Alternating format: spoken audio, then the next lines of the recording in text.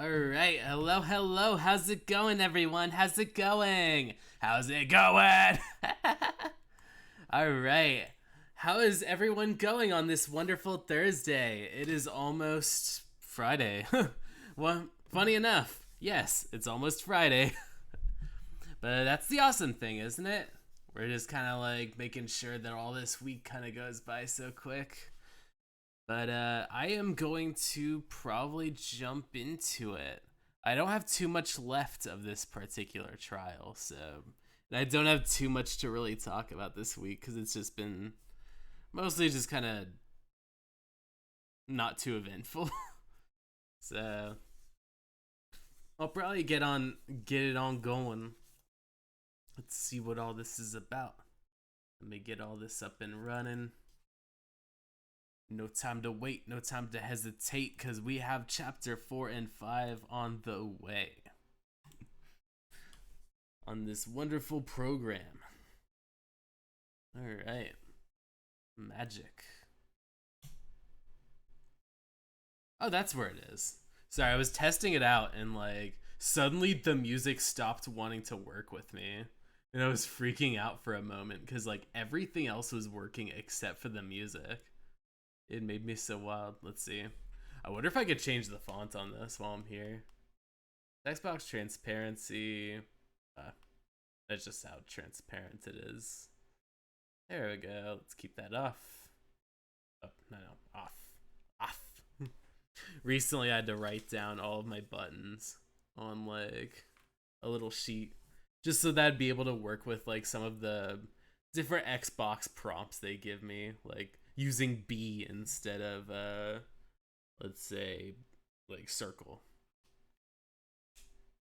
But yes,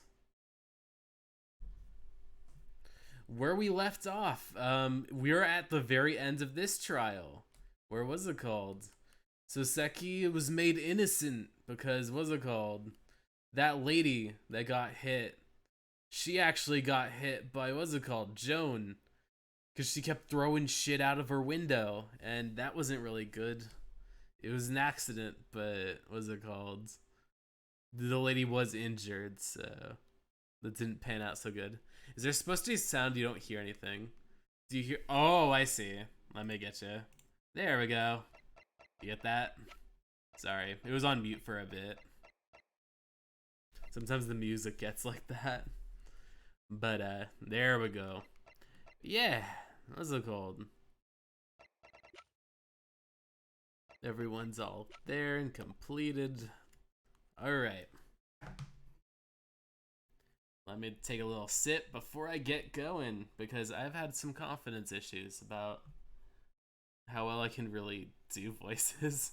I don't know, this week I was a little bit on the downside, so hopefully this will be a good time for me to like be able to kind of get that like kind of confidence boost back up. Alright, so what's this? Ginger tea. A little water. Alright.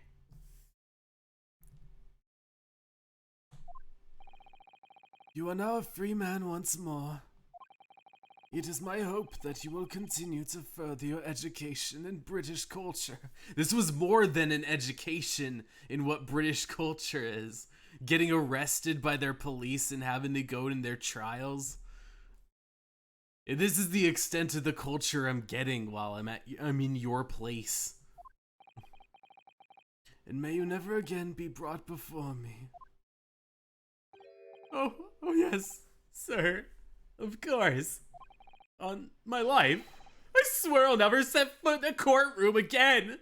I'm transported to tears.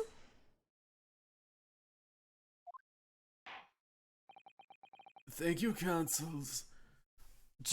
Court is adjourned.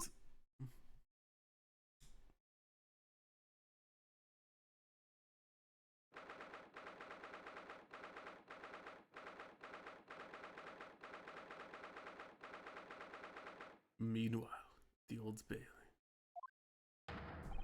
Oh, welcome. Wait, you mean me? Of course! Is there another locum here? Is there even one? Compared to the original locum student, Mr. Naruhodo Esquire, your name has become rather short, hasn't it? What's wrong with using my actual name? Oh, at last! I'm free! I'm free! Joyful, joyous, jubilant, jubilation! Heady, hearty, happiness, hurrah! Oh, I'm pleased. Mr. Natsume's delighted.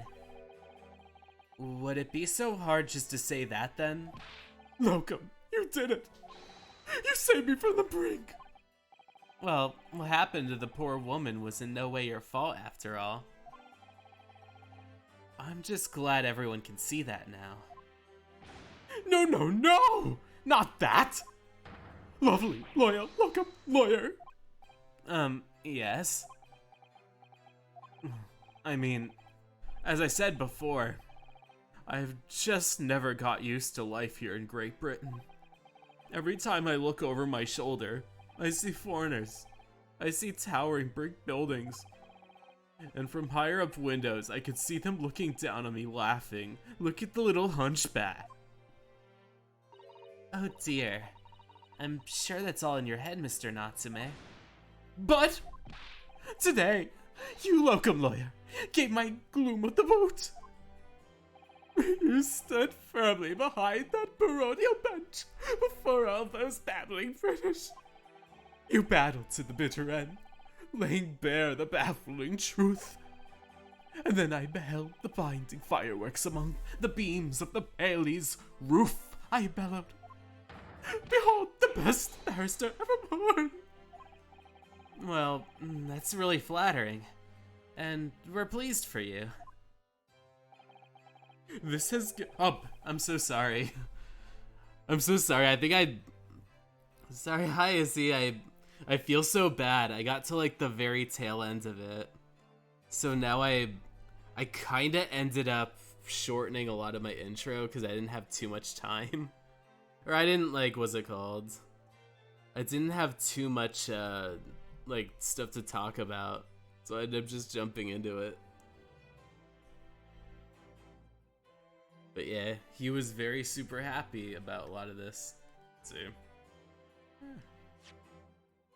yeah. Based off of all of like the bold, like all of this is that's just the not guilty part. This is all just what's it called? The stuff where he's like just really excited.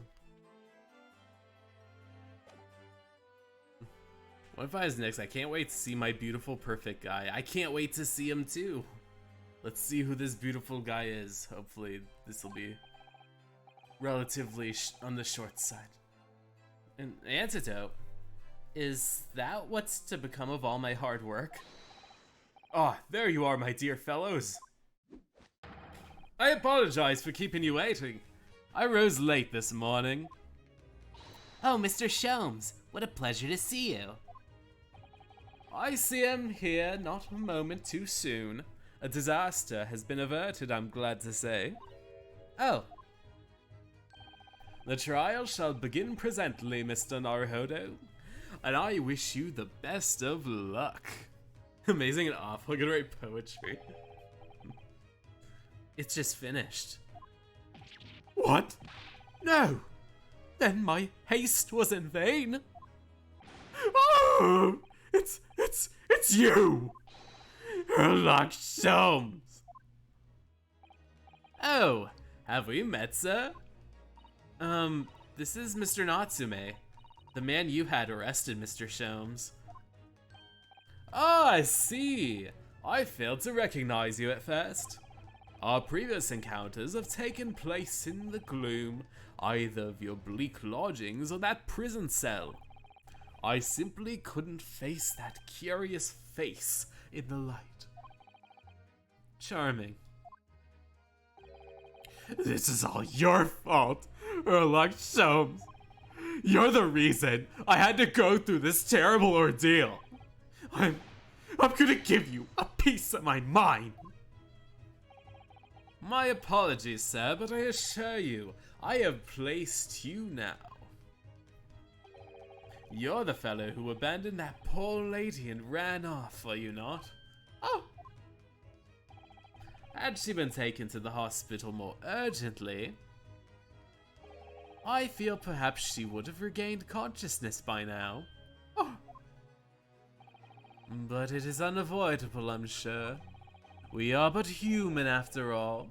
Anyone could have been shaken by such an experience.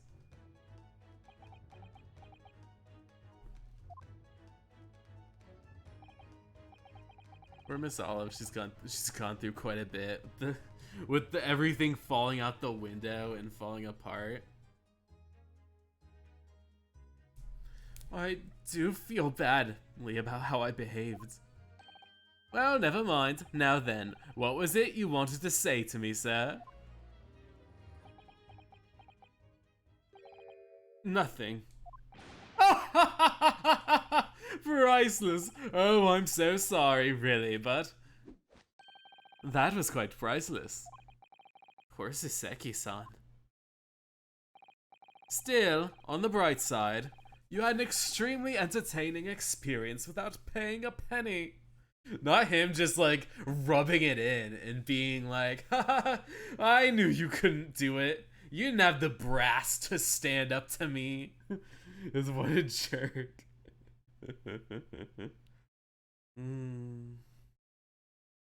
Still, on the bright side, you had an extremely entertaining experience without paying a penny. And, it would seem, you were not even found guilty. But there is no bright side. Whatever you do mean, Natsume. Even after this, I'm still cursed by the spirits, and now by the Reaper.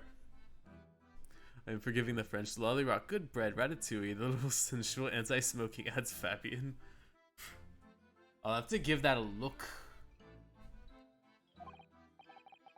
Ah, Lord Van Zeeks. I haven't forgotten, you know, what facing that man in court means. Even if you're found guilty, you're still doomed. It'll be alright, Mr. Natsume. Nerd Van Zeeks.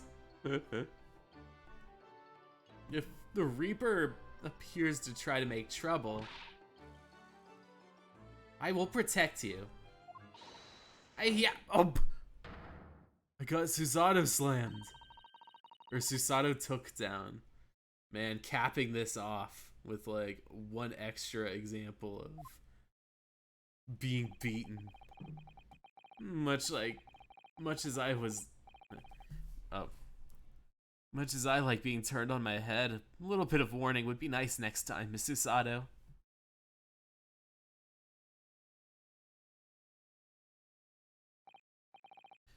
So, Mr. Natsume, what do you intend to do now? You mentioned something about recounting your experiences to your friends back in Japan.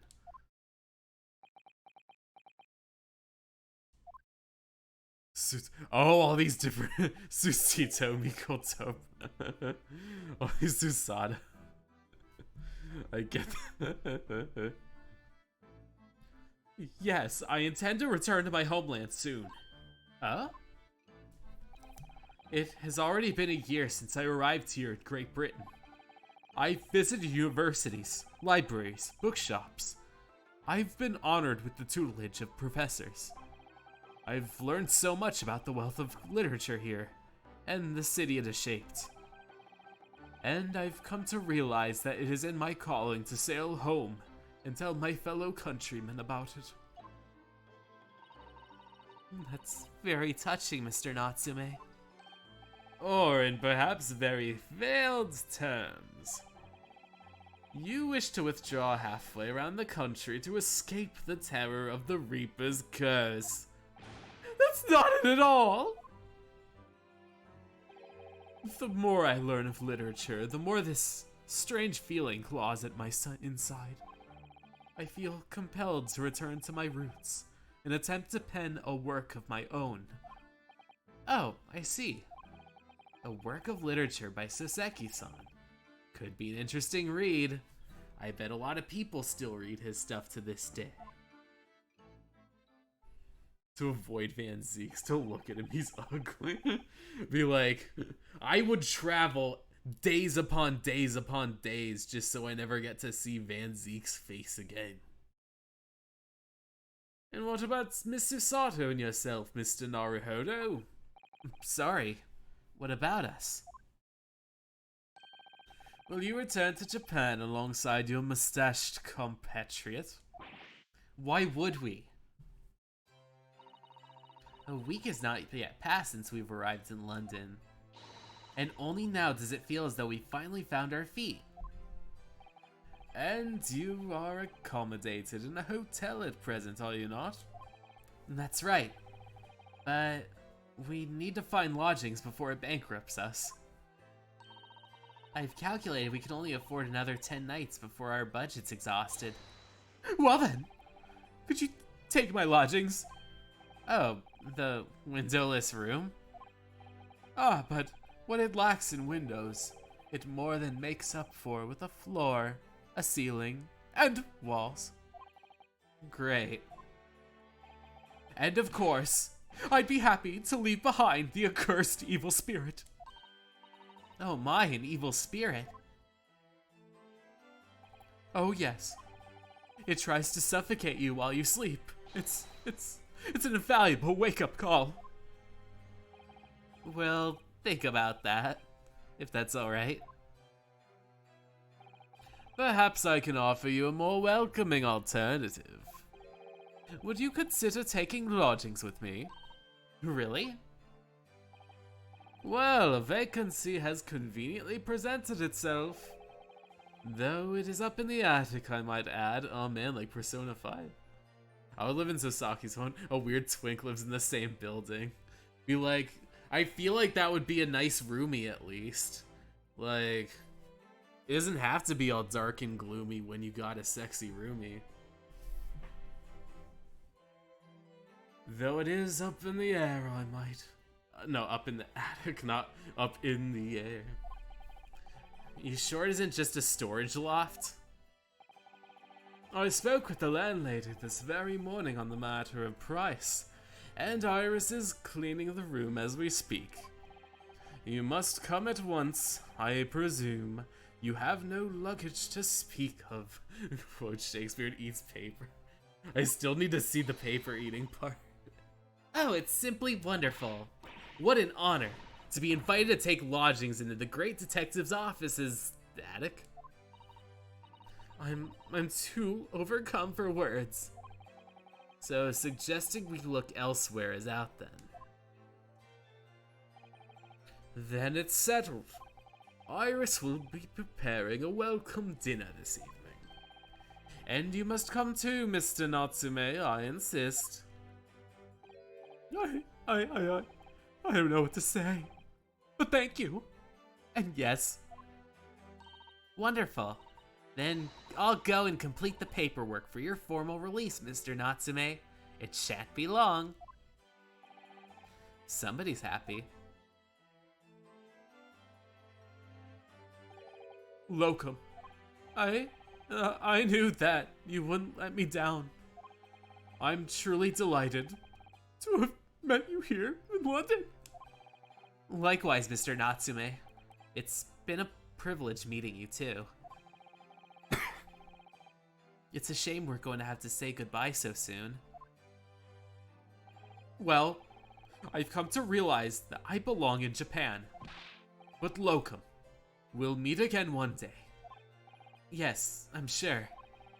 And hopefully by then, I'll be a successful lawyer. Hopefully by then, I'll be a successful author. Well, my dear fellow, our carriage appears to have arrived. Shall we go, Mr. Naruhodo? Yes, Mr. Sholmes. I've little doubt Mr. Natsume will be released in time for dinner this evening. And so, with Soseki-san's innocence successfully established, we rode with Mr. Sholmes to what was to become our new home. 221B Baker Street.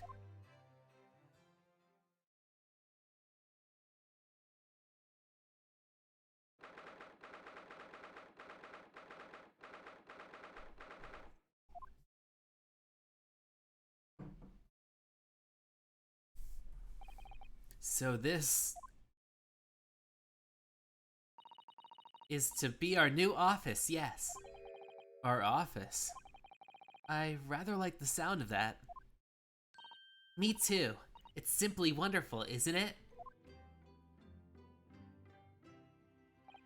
I hope that you can see this, Kazuma. It's only a small step. But I'd like to think we're getting a little closer to your dream now. So, my dear fellows, you like the place? Oh, damn, he cleans up. Sorry, like, whoa. When you're not wearing all that goofy, like, detective gear, like, shit. That hair. Man, it kind of looks like my hair in real life a bit. Got a little floof to it. Yeah, he's a looker. Oh, Mr. Sholmes. Thank you so much. Stupid, sexy Herlock. It's a very tiny, tiny hourglass figure. Man. At least that means the Badonkadonk's huge. It's a delightful room, Mr. Sholmes. I simply adore it. Good. I'm pleased to hear it. Iris and I are delighted to welcome you home. I hope everyone's hungry. It's nearly time for dinner. We'll eat as soon as Mr. Natsume arrives. We have a lot to celebrate. Iris, you must let me help you. Alright then, Susie. You can be in charge of the salad. Splendid. Should I be a British voice? Hey, salad.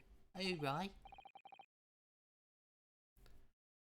So, Mr. Naruhodo, how does it feel? The Griffithized your ass. Only Ace, it's not flat in my opinion, it's just Blorbo. I'll have to see the Blorbo soon. To have your own office in the capital. It's very exciting, actually. I can't help but wonder what adventures await us. Those were precisely my sentiments when I first established my office on these premises. Until I discovered the dark truth about the city of London, that is. Sorry. London is a glorious place, full of wonder, opportunity, prosperity, and mirth. But the brightest of lights casts the darkest of shadows. Shadows? What do you mean? Well, I believe you're quite aware of the murkiness that lies behind London's facade already. So, once again, Mr. Naruhodo,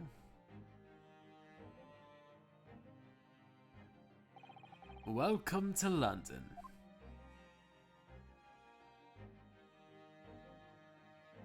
Welcome to the OC, bitch. Of course, at the time, I had no idea of the significance of those words Mr. Sholmes so casually spoke. But it wasn't long before my turn came to lift the facade and see the true depth of the murk that lay behind it.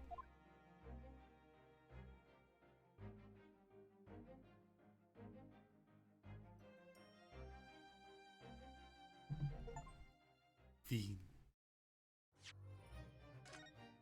Ba-da-ba-ba-ba-ba-da-ba-ba-ba-da-da-da.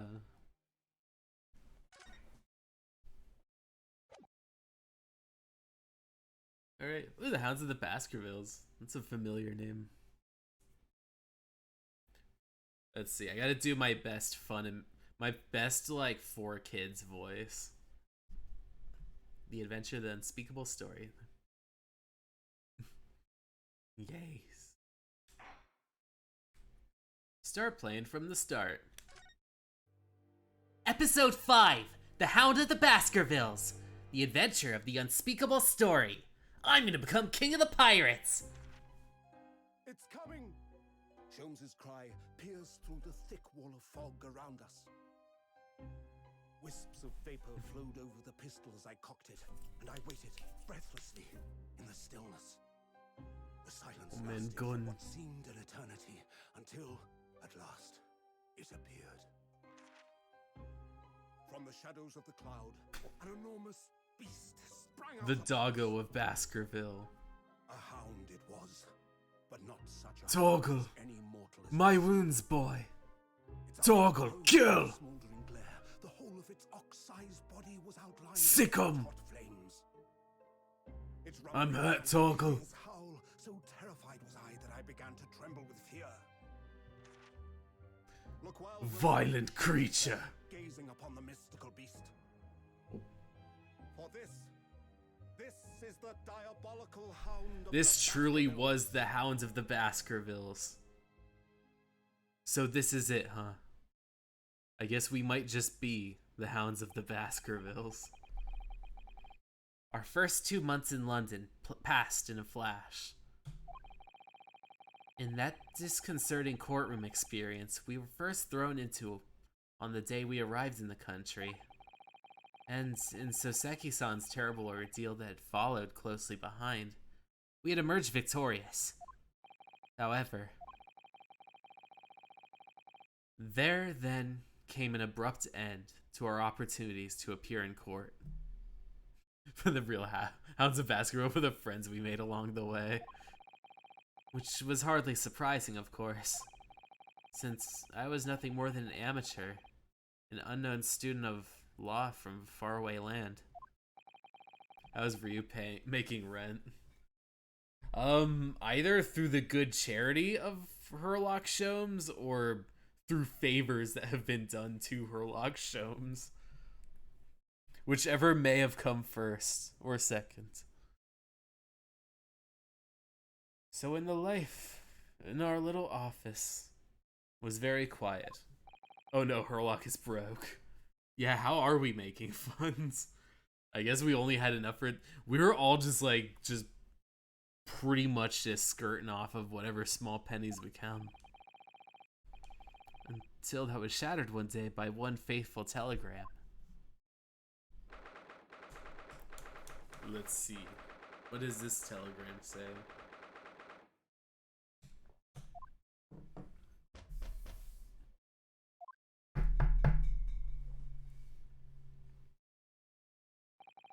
That morning, I was woken up by the unreserved knocking on the door by the telegram boy. But after he'd gone, Susato-san's behavior became very obviously strange. Being broke is a major gag in game too. Susato-san. Yes! It's time to leave for court already, isn't it? Let me see. What case is it today? I don't think I'm scheduled to defend anyone at the moment. Am I? Oh, of course not. How silly of me. But I think Iris said she would make us breakfast this morning. So shall we go down to Mr. Sholmes' suite? Yes. Iris makes the most delicious breakfast food. She does, doesn't she? And once our bellies are full, we can leave for court in fighting fit form. Let me see, what case is it today? Here we go again.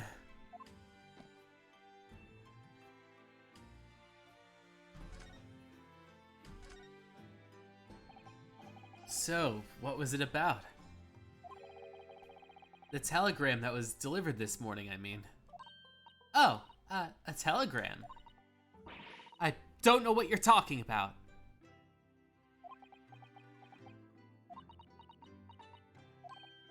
Sorry, you're not going to get away with that. Well, I didn't think I would. Actually, don't give it a moment's thought. It's nothing. Nothing interesting. Boring, in fact. It was just a boring old telegram. That's 3 times now she's tried and failed to convince me it was nothing. I promise that I'll tell you about it at some point. Alright, I understand. Let me see. I want to see this examination thing. Let's see some of these books. We've only been here for about 2 months, but my desk is starting to look a little messy. You could tidy up once in a while. Susato-san, I always say, making a mess is a small sacrifice to pay for being able to further your studies. And time spent tidying up is time that you can't devote to the same cause. And time spent on ridiculous arguments is time that could be better spent on some simple housework. She wins. When I'm supposed to be the lawyer here. Ooh, this Daruma. Ah, the Daruma doll I brought with me from home. Still, with only one eye colored in. I said I'd color the other eye once I won my first court case here in Britain, but you have one, haven't you? Twice, in fact. Because I feel as though I'm still lacking as a lawyer. I tell you what, why don't you color the other eye in once you think I'm properly fledged lawyer? If you insist. Let's see. Let's get all hands on deck.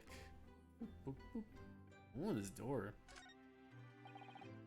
Do you know, I've never seen inside your room there, Susato-san. I've never even peeped inside. I think I should think so too. A young maiden's private chamber is a place of bittersweet secrets, you know. Whatever you say, young maiden. Ooh, tea. It's spring at last, and the weather's warmer now. But I love the smell of the fire and the steam rising from the kettle. Oh, would you like some tea, Naruhodo-san? Thank you, Susato-san, but I'm alright for now. With the green tea Susato-san makes for me from time to time and Iris's unique herbal infusions. This place is a paradise for a true tea lover. Ah, yes. Seems like a good time. Let's write a headcanon. Doesn't let Ryu into the room because she writes Dirty Herlog Wilson. And she writes it in Japanese. Only he can understand, but because only he can understand, it's something she must keep a secret. Green tea is such a wonderful accompaniment to British tea cakes, don't you think? Yes.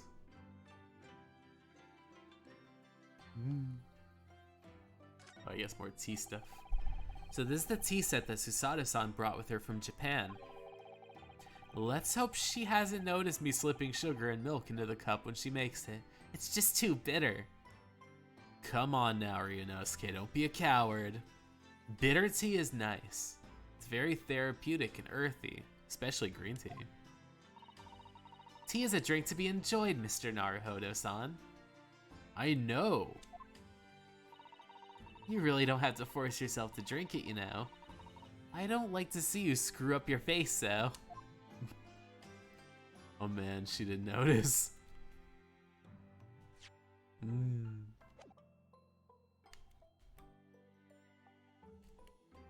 Let me... Oh, shit.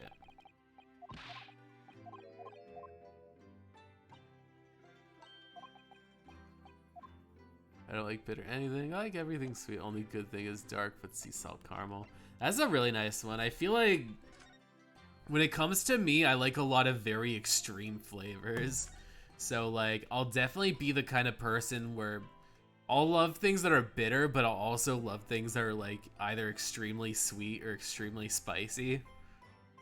So like things that are like dark chocolate with sea salt caramel, I really love because it's like, it has like a lot of saltiness to it, but it also has a lot of sweetness to it and a lot of bitterness to it. So it's kind of that weird thing where like, I almost kind of like appreciate the sensory overload that like strong flavors give me. But I totally understand not liking like things that are too heavily extreme. Like, what's it called? A lot of bridges are very difficult to cross. Ooh, and a little orange. Nice, a clementine. Or yay. Ah, this must be the telegram. Let's see. Ah! No, you mustn't look at that. Not under any circumstances. Alright, I won't. I'm sorry, Naruhodo-san, but you can be very mischievous at times. Then put the telegram away if you don't want people looking at it. Like when it's distorted. It's kind of like when I played the most distorted, crunchy, loud mess of vocal. Yeah, I guess kind of like when you bass boost like a song that's already like very like distorted and very loud. I guess that's what's. It's kind of almost like the polar opposite, because sometimes I guess as a way to get myself energized or calmed down, I'll like play pretty much like the loudest and most like abrasive like music. Slow and reverb is really nice. I think that sometimes it really kind of like helps like make things really relaxing, but also kind of give things like almost sort of like a little bounce to it. We're very lucky to find the old aquarium left behind here. The prawns were put there, doing rather well. And the anemones too. It's a wonderful invention, isn't it? The sea behind glass inside your room. Another example of Great Britain's greatness. Having to clean it out and change the water ain't so great though. Let's see, oh that's good. Alright, Basoseki. I suppose Soseki-san will have arrived back now, won't he? Yes, I should think so. He left immediately after that terrible ordeal. Which would mean he should have completed the voyage already, or be just a few days away. A fortnight ago, we had a very long telegram from him, do you remember?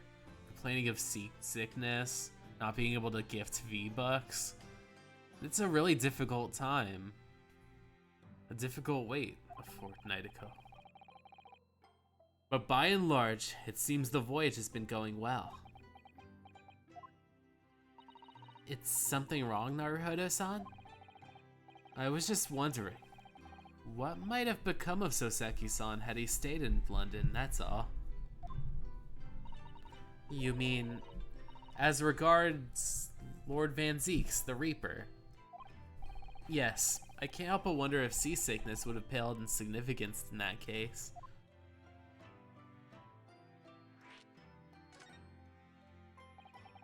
What is it they say? That no one who stands in the dock can be saved from the Reaper, right?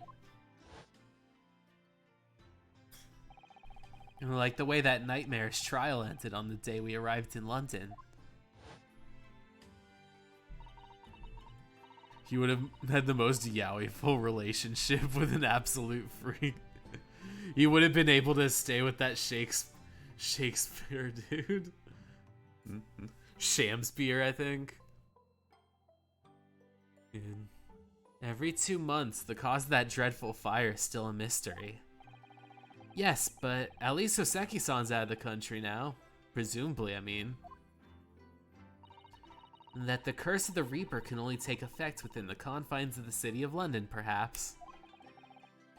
Even if that's the case, it's a little uncomfortable.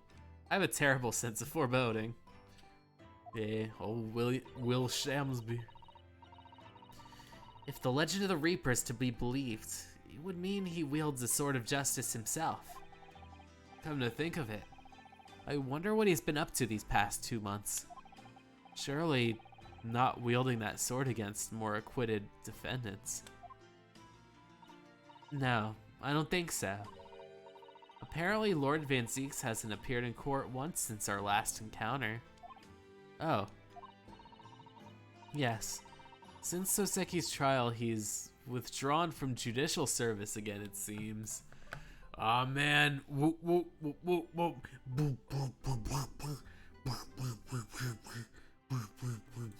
Alright, yeah.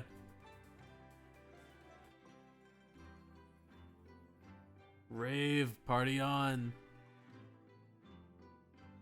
Whoop, whoop. Really?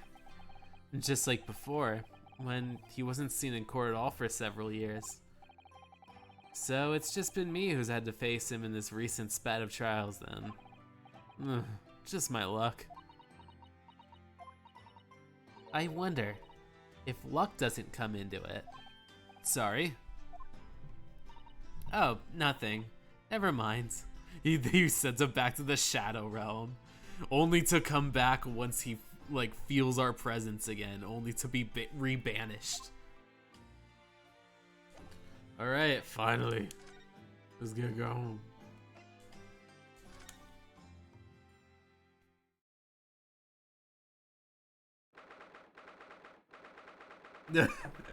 His racism powers activate.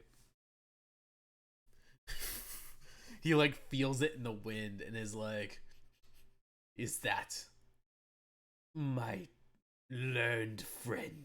Is he back in the court? Is he back in the Old Bailey? I must. Morning, Bruno. Morning, Susie. Good morning, Iris. Iris. What is it, Bruno? What's that terrible noise? Sounds like a cat being strangled.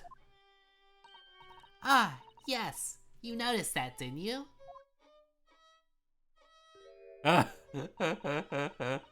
Hurley is in the best form in the morning, it seems. Oh man, trying to play Come On Eileen on the violin. But like, is also out of tune.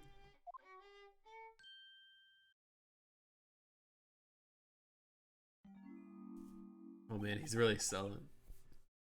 Hello. Where's my cocaine? My opium, too. Hello, Mr. Sholmes. Good morning. Oh, good morning. To die, perhaps. Has something happened, Mr. Sholmes? You look miserable, and the way you were playing the violin before, My analytical mind is dead. Music is dead. The world is dead. Damn this blanched existence! That's all it is, my dear fellow. Nothing of consequence. This is both in one and starts twitching. Man, R.I.P. Herlock Sholmes. You would have loved, like, Red Bull and ecstasy.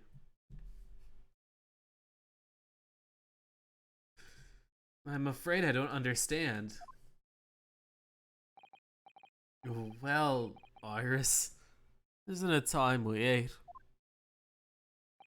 Some dry toast and insipid coffee for me, if it's not too much trouble.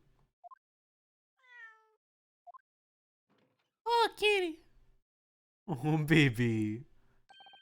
Oh, look. It's Fogeye. Good morning, boy. I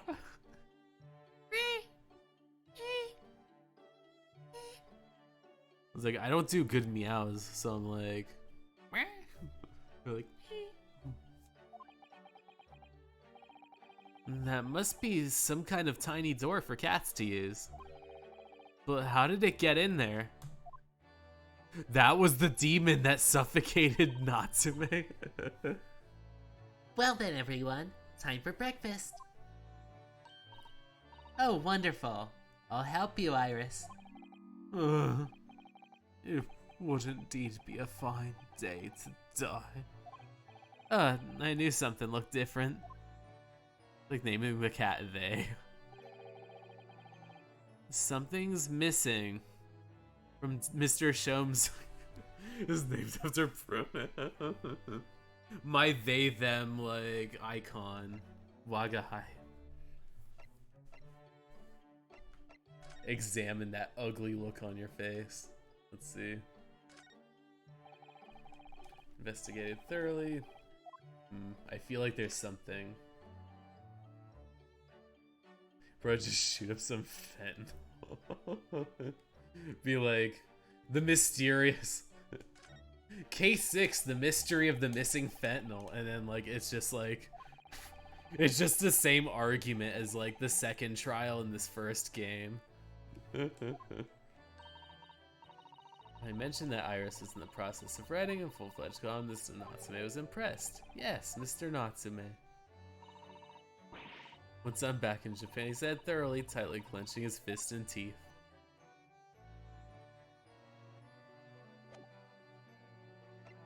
Converse. Wanting to die. What's this thing about wanting to die? You seem to be unhappy this morning.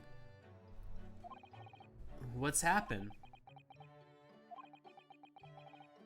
It used to be the case that in my hands, this violin sang like a dawn chorus. Its melisonic tones would make flowers bloom. It would. But now, the muses are unamused with me. The goddess of music has thrown me over. Whatever do you mean, Mr. Sholmes? For hours I have bowed, for days even, though the nights I have endeavored to no avail. And that sound, my tone, is lost. What prose in my blorbo thing? And that brilliant, unwavering tone, gone forever. No more recitals of unbridled emotion. Well, if you haven't been practicing much lately, have you, Hurley? Don't worry. I'm sure it'll come back to you in time. Heed my words, Mr. Naruhodo. The gods of the arts are fickle. One day, they'll bestow genius on a man. The next, they unmercifully withdraw it. Oh, dear. Ah!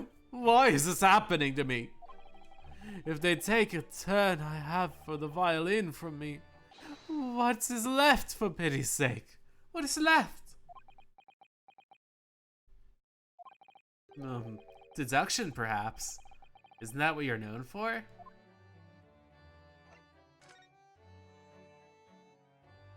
Mr. Sholmes, I don't like to pry, but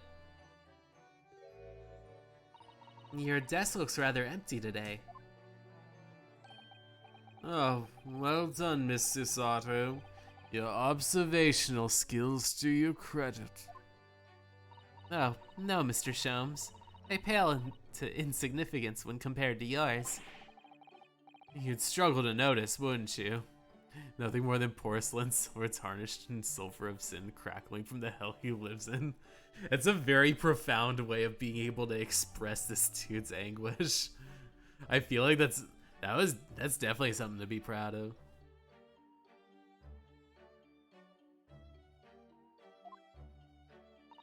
You mean Hurley's great analytoscope? That's at the Windibanks now. Sorry, it's at a windy bank? No, Windibanks. The pawnbrokery. What?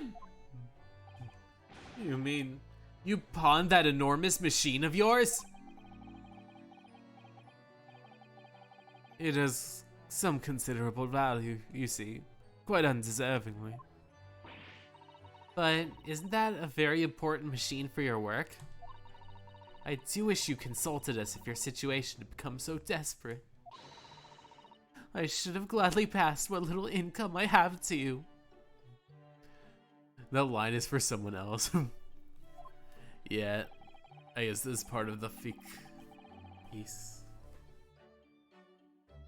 Dear madam, things are far from desperate. But the pawnbroker has your wonderful machine. How can it be anything but desperate? Oh, I see. Making use of the pawnbrokery is quite wonderful here in London, I presume you. It is? It doesn't sound ordinary to me. It would seem that neither of you fully understand how pawnbroking works. It was exactly like the Rugrats Russian roulette like fake line. You really don't know what Russian roulette is, do you?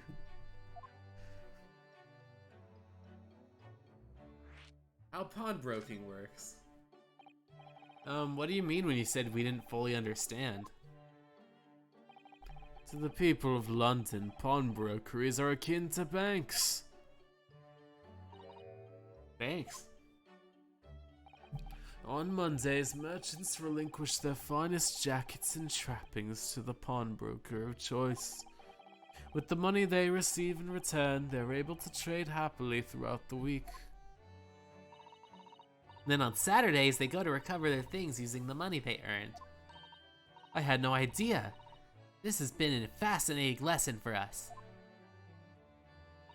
Everyone does it, you see, especially people in inner London.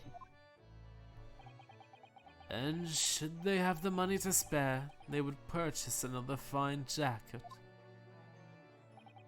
Not to wear, obviously, but to pawn, should the need arise. Oh, how ingenious. So whenever we need something that's getting in the way, we leave it at Windibanks, you see? A pawnbrokery can be thought of as an extremely secure vault. Who would have thought even pawnbrokers were different here in Great Britain? Of course, you have to watch Hurley with it. Sometimes he pawns things he really shouldn't. Don't you, Hurley? What does it matter? The world is dead to me now. Blow up the pawnbrokery. It's like we need to do a heist. We need to do a pawn heist.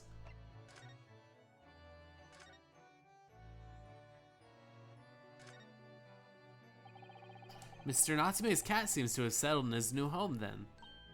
Oh yes, and I've become very attached to little Waggy. It would appear his previous owners completely forgotten to him. Cats are unfeeling creatures, their mews as empty as the hearts of the muses. Oh, baby. Oh, little Waggy.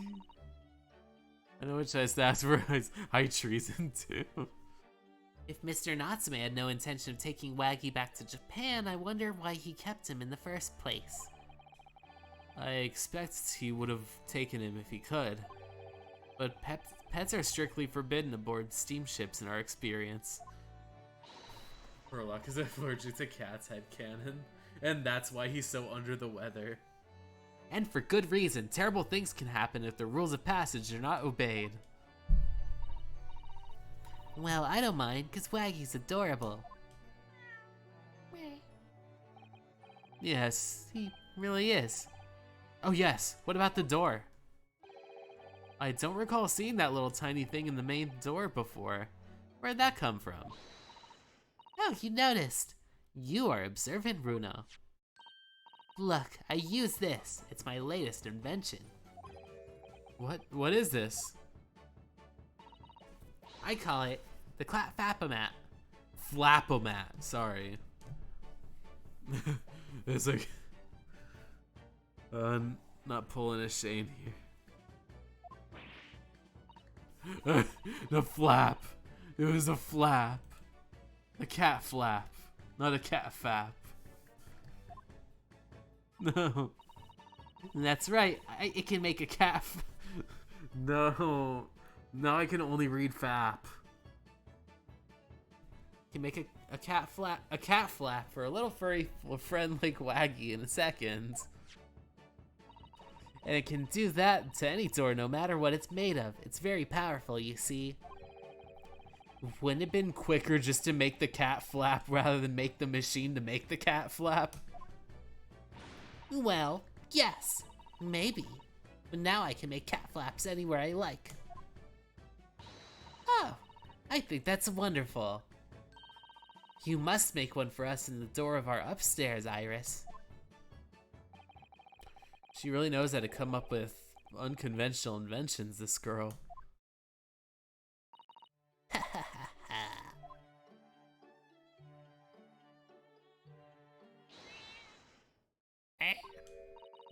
What is it? Wagahai? Oh no. On the day that Herlock is very depressed, the cat's destroying his home. What was that? Chekhov's gun, more like Iris's cat flap-o-matter. Oh no, Wagga is tangled up in your violin. I think he thinks it's a toy. No, what's he doing to it? Oh dear, Mr. Shome's precious violin. Why should I care? What? I shouldn't be surprised. If the cat's a more accomplished musician than I now. Be like, Herlock's at like wit's end. It's like, we need to bounce back. We need to cheer this guy up. Well, anyway, I put it back where it lives, shall I, Hurley? Out of the cat's reach, if possible. Maybe we should assess the damage. I guess talking is not going to work.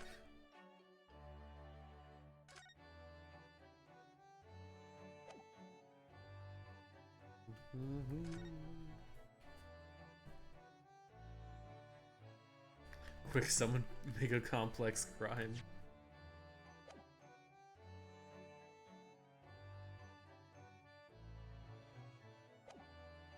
This kind of sounds like the tune of What If God Were One of Us?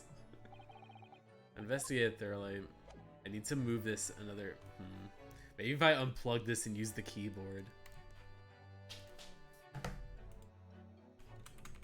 Examine. Let's do. There we go. And then look around. Let's do B.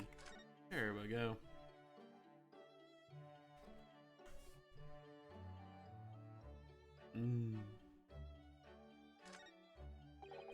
Look at Mr. Shome's desk, it's completely clear.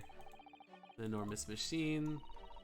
Never hope to understand what goes on in that dude's head. By next time we're invited, we may find he's vacated the entire suite. That's scarily plausible, actually. Oh, I gotta survey the violin. So this is the violin, is it? It looks as bad as the day I saw it.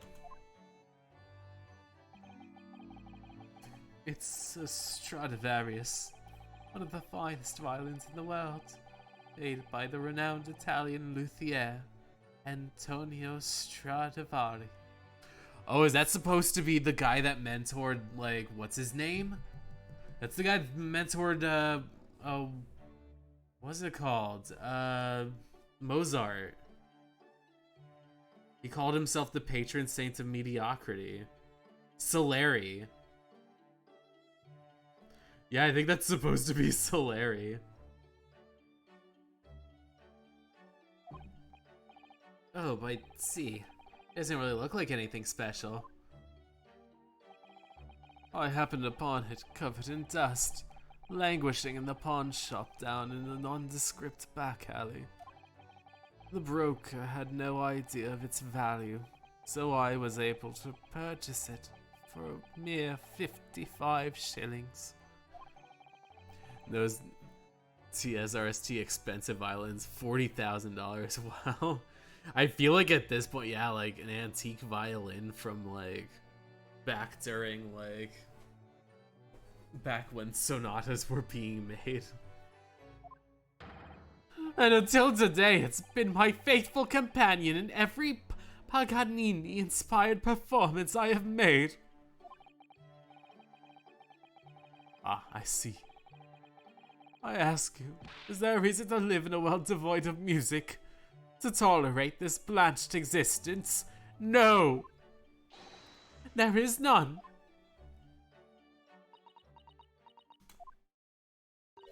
Mr. Sholmes. What, dear madam, what? My thoughts are preoccupied with fancies of release from this dull routine. Well, it's about the violin. It looks very different to normal, don't you think? What do you mean, Miss Susato? Oh, Susie's right. Yes, The tone of the wood's completely different. That's not at all. I'm sure there's no cracking here before. Wait, it's not even the right size, is it? What's this?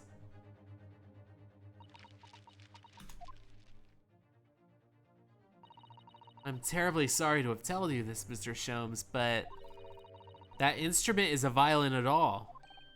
Then what? I believe it's an entirely different instrument called a viola. Oh, what? What? Oh, Mr. Sholmes, are you alright? You're right. You are quite right.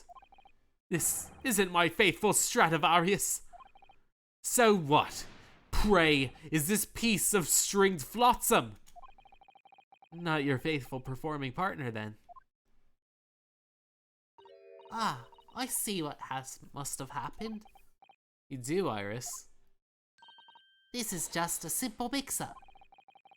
Sounds like Iris might be able to tell us what exactly happened here.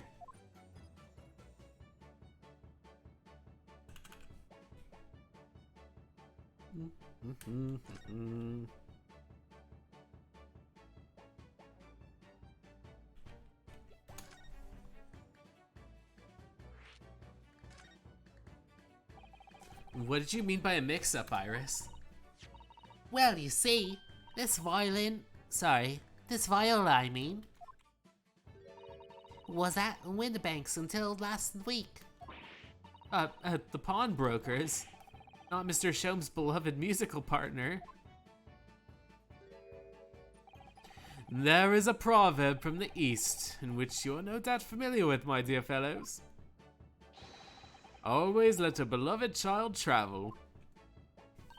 Yes, indeed. So you sent your beloved violin in the pawnbrokers in hopes you'd experience personal growth? Oh, what a wonderful idea. Last week I pawned my great analytoscope in order to release my precious instrument. But it would appear Mr. Windibank mistakenly furnished me with this tawdry fiddle instead. He played me like a damn fiddle, but my ears cannot be deceived by the hollow timbre of this piece of timber. No, but every sense was deceived by the fact it just had strings. Pshaw! A fine state of affairs, is it? And why I always say, Mr. Naruhodo, never trust a pawnbroker. They will try to fiddle you every time. But earlier you told us you could think of a pawnbroker as an extremely secure vault. Come, Mr. Naruhodo. Dilly-dallying and shilly-shallying will get you nowhere. Sorry. Crunching your toast with a vacant aspect, pressing your coffee so obtusely. Are you not a little embarrassed by your own conduct, considering the urgency by which we are faced? Or probably doesn't know the Earth is round. He probably heard like a song from B.O.B. and was like, "Oh, wonderful point, young chap. Wonderful point indeed. Your deduction is quite impeccable on the state of the world's shape. I know your experience. You've flown quite a few airplanes, Mr. B.O.B. I know exactly that you're an expert on whether that Earth is round or not. We must visit Mr. Windibank's brokery at once. That's right, isn't it, Mr. Sholmes? Precisely, Miss Susato, without a moment's delay. But I haven't finished my bacon and eggs.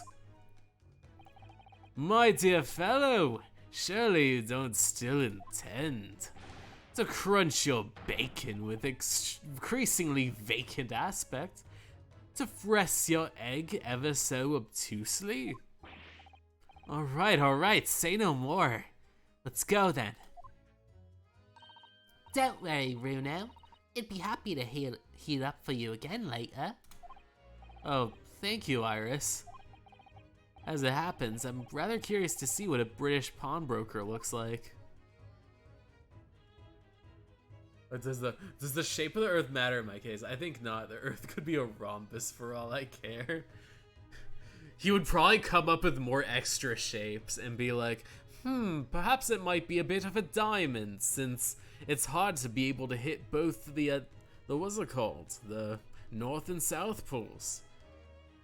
Perhaps it could be a trapezoid, and it has a little extra heft on the bottom.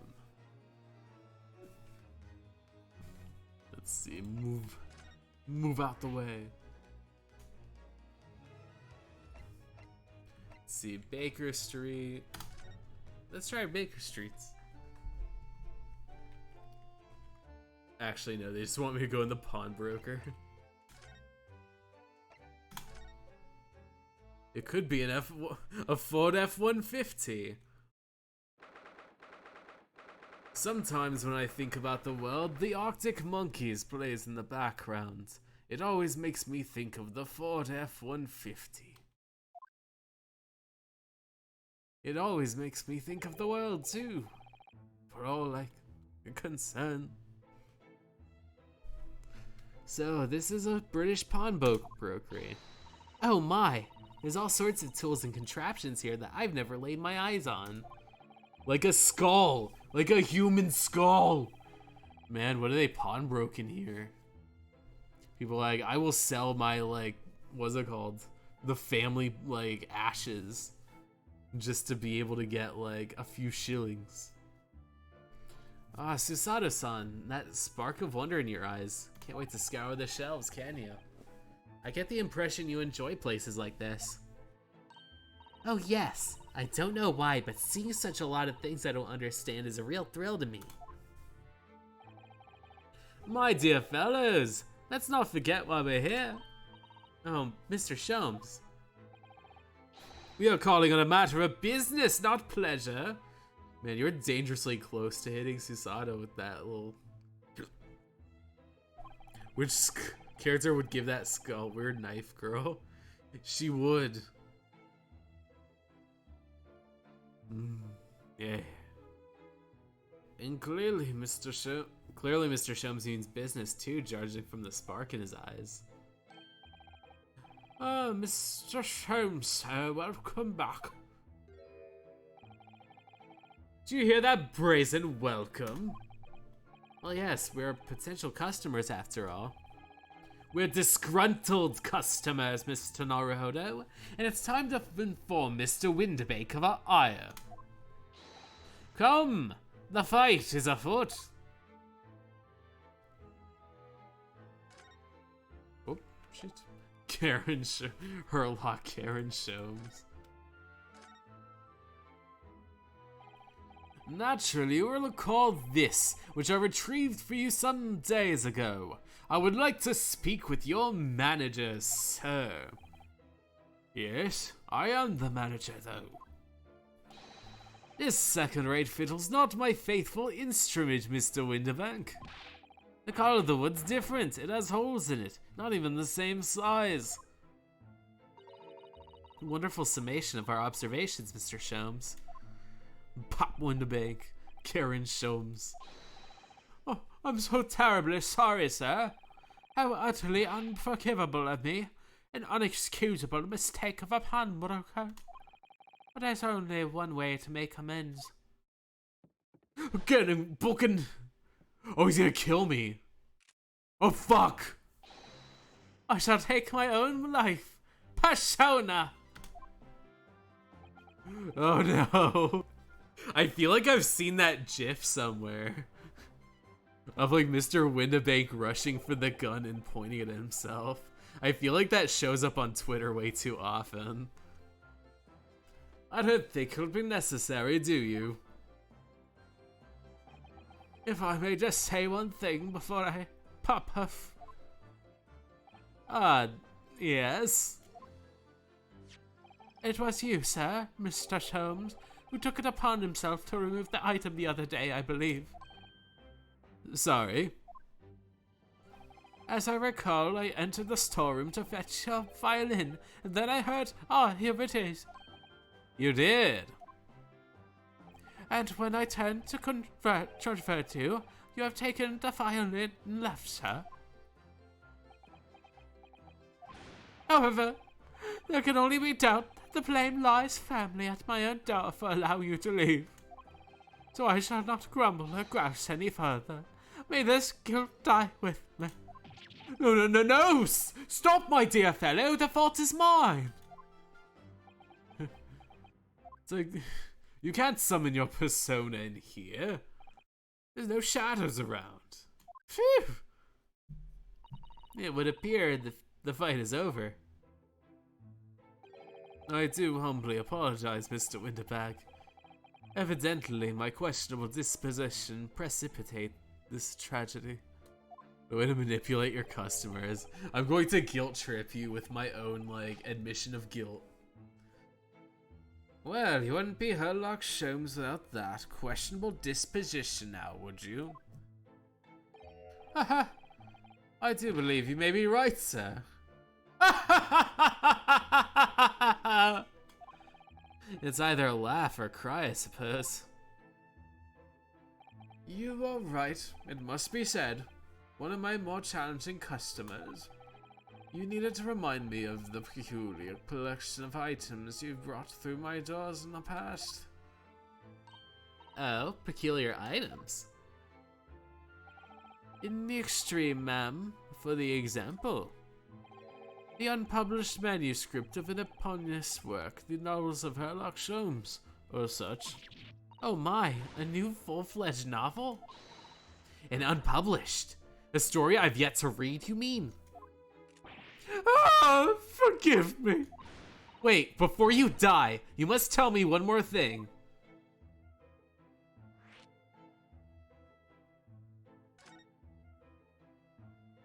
I must know more. Tell me everything.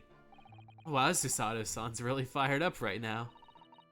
Is there really an unpublished story under this roof?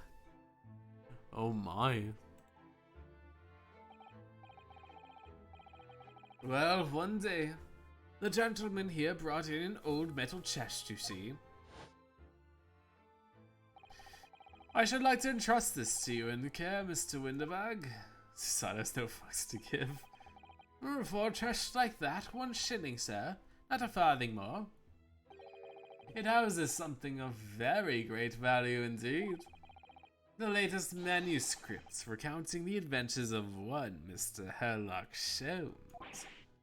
I beg your pardon, a manuscript? You wish to deposit a manuscript? Indeed I do, for I'm confident I will be safe here. And with that, as such, Mr. Sholmes' latest tale of otherworldly mystery lies dormant in my storeroom. Mr. Sholmes, is that really true? I do sense that someone doesn't want to talk about this. I continue to pay your fee, do I not? Then kindly continue to store my belongings securely. Of course, sir, of course. They're safe and sound with me, I assure you, on my life. This is all very strange. Man, I leave out of this, and like, this dude is in immediate danger.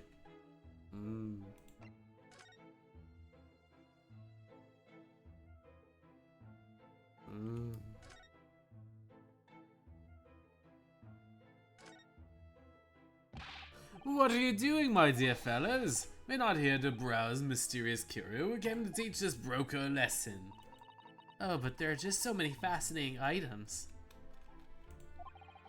It looks as though we'll have to talk to Mr. Winterbag first.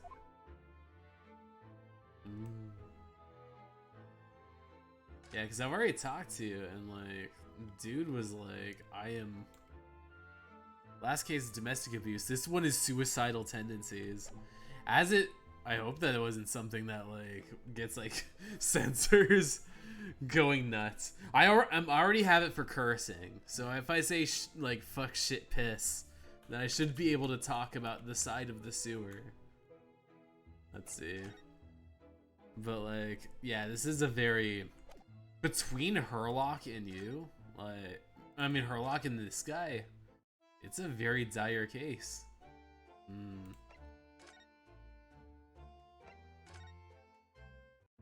I know we need to investigate more. There we go. You're not, what's it called? You're not trying to take hits. There we go, pawnbrokery. I didn't see that before. I wonder, can I ask you something? Ah, a gentleman from the east, I see. Yes, that sable suit. I suppose I could offer you a 6 pence none the richer for that. They made my favorite song. Kiss me beneath the moonlight twilight nightly. I don't know what those lyrics mean, but it's very poignant. Without wishing to offend, the tone is somewhat dull. Sorry. Aha, but your splendid attire, ma'am. 5 guineas, no less. The colors are exquisite, the design exotic. Eastern artistry at its finest, may I say. Oh my, 5 guineas, you say? How interesting. It's amazing the embroidery on Ryu's. I feel like it's very, yeah, like, what's it called? I look at that court record, and what's it called? Them people. Oh, I can't look at myself. Actually, I was hoping to ask you about your business. I heard that it was something the pawnbrokeries are used to rather than like banks here in London. Yes, sir, indeed. Many of my customers utilize the establishment as you described. I appraise their items and offer them a proportionate loan and 2 months of secure stowage. If, in that time, they repay the original sum to me, perhaps the agreed interest, their items are happily returned. The full diamond in the back. It's insane. Then the items are offered for sale in my shop, as you can see on the shelves behind me. So you never sell items before 2 months has passed then? That's right, man, that's right. Which means some considerable responsibility rests on my shoulders. Should a customer's precious belongings be lost, it only recompense for me to end it all. What the fuck? The very idea, Mr. Winterbag, is an absurdity. One should never talk of one's demise so casually. Says the man who was telling us all it was a good day to die this morning. And let us not forget that I have already helped you take measure to ensure such a tragedy never occurs. And what sort of measures? I engineered a simple device which Mr. Winterbag has installed here in this shop. I call it the red-handed recorder. Is that not so, Mr. Winterbag? Was that long deep sigh about?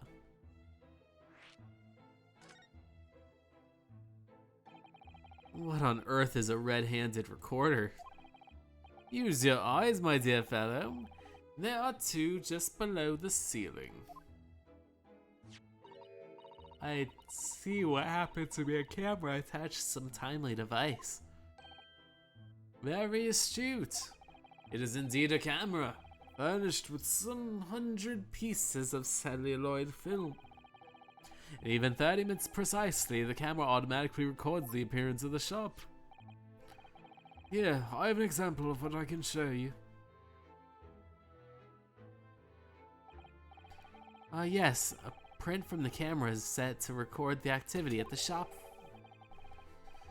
I developed a very special type of film so sensitive it produces a crystal light image even in the darkness.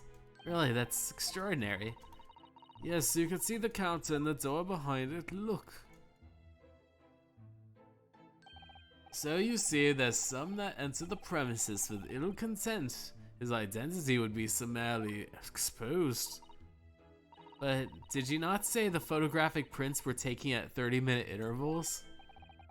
Indeed, as you say, my dear madam. And then what if the incident were to occur in between times? One could only say that it would be a cruel twist of fate. I must confess your devices have given me some cause of distress as of late. I beg your pardon. Surely there's nothing distressing about them. Reassuring is the word. 39 years earlier. It's the cost of the film, sir. You most graciously placed not one but 2 cameras in my shop after all. Which means I must pay for nigh on 100 ultimately useless prints every single day. I'm afraid the cost of the film will break me before I'm much older. Yeah. Being around the time before security cameras, it must just be all kinds of different, like, little, like, photographs. Nevertheless, a small price to pay for safety. My dear fellows, we are verge on the age where safety and security come with a price. Oh, heaven help us. Now then, Mr. Sholmes, allow me to return your precious violin. Ah, the very thing. Thank you, Mr. Winterbag. Perhaps this might mark the end of the peculiar items you try to pop. As if anything were to happen to one of them. Persona! I really think you ought to stop waving that gun around. Someone could get hurt. Fear not. Sorry. I've only loaded a single bullet, so no one but myself could be possibly harmed. That's not really what I meant. Good day to you then, Mr. Winterbag. I'll just leave as is very quickly. It's been a pleasure as always, Mr. Sholmes. Man, why am I leaving this dude on this note? Now we can explore at last.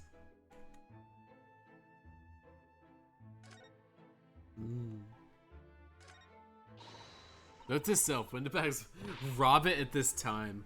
Make sure that he gets good use out of those cameras. Or like now that he's starting to think of giving up on the cameras, then you start to pilfer shit from this dude. Look at this shiny box bee. That, my dear madam's a music box. Oh my, we have them, but never so large before.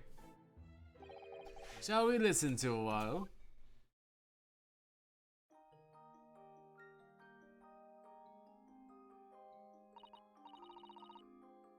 Ah, that sublime sound. It's just like the music of angels.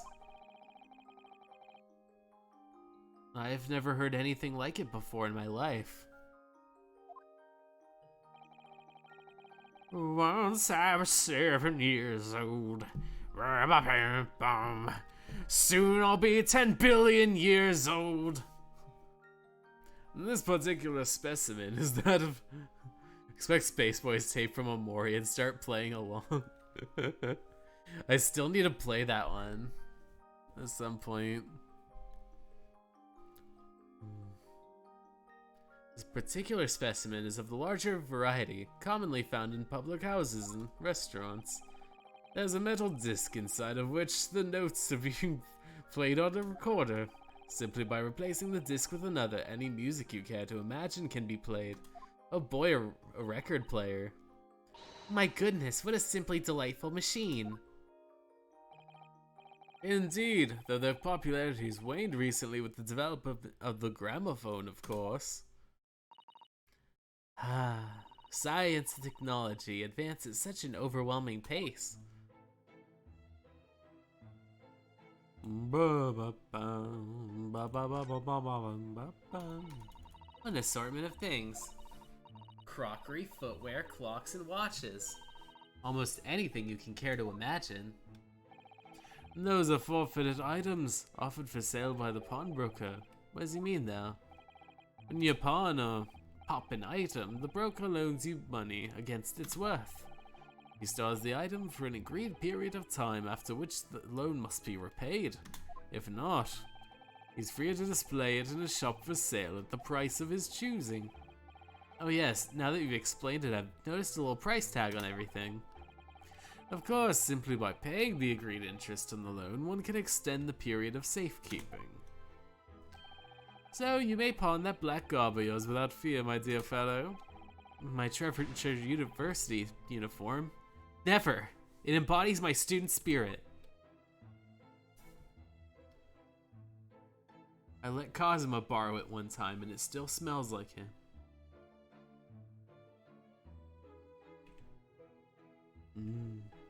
Look around. Ryu's a nerd. An overachiever, loves his school uniform, like a geek. So what do you suppose this rather enormous machine is? It seems to have 2 little windows. Allow me to enlighten you, my dear fellows. This is a stereoscope. The stereo's fascinating. It is aptly named, I assure you. Look through the eyepieces, see for yourself. Oh, I should be delighted to. Excuse me a moment while I have a look. Just before you do, there's something I should point out. My dear fellows, in order to see the image properly, stereoscopically as it were, you will need to be cross-eyed. However, if that's beyond you, it's of little consequence today. Alright then, I'm gonna try it. It's little like, gonna look at little like videos of like horses like running. Ah, Mr. Naruhodo, you must see it once. Oh, alright then. So I need to be cross-eyed. Like I'm trying to look at my own nose? Or is it like the train coming at you? Oh no, it's that lady! Oh man, it's the juror that's kind of cute. She was the maid one. I don't believe it. It's just a photographic print, but it seems like you could reach out and touch it. Yes, the sense of depth is startling, is it not? Stereoscopes are one of London's many fads. They're often found in little stalls in the park. People queue for hours to see them. Why? Why are people meddling with such black magic? It is no magic, my dear madam. It is, well, far too complicated to explain at present. We shall save this lesson for another day. Oh. A calendar. It's almost like you reach out and touch. Well, that's not a calendar you could easily miss, is it? 15th of April, today's date. Yes, that's not for sale, I must point out. An Eastern-style page-a-day calendar. Every night at midnight I tear off the front page to reveal the following day's date. A perfect calendar for a tearaway fellow such as yourself, Mr. Winterbeck. Who was it who walked out here with the wrong violin before? Well, when the agreed storage period has passed without repayment, articles are forfeited, you see. You have to keep a close eye on the date. Something of a pawnbroker's obsession, you might say. Oh yes, you can see you're very dedicated to your job. Ooh,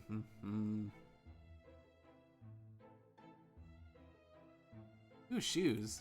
Wait, no.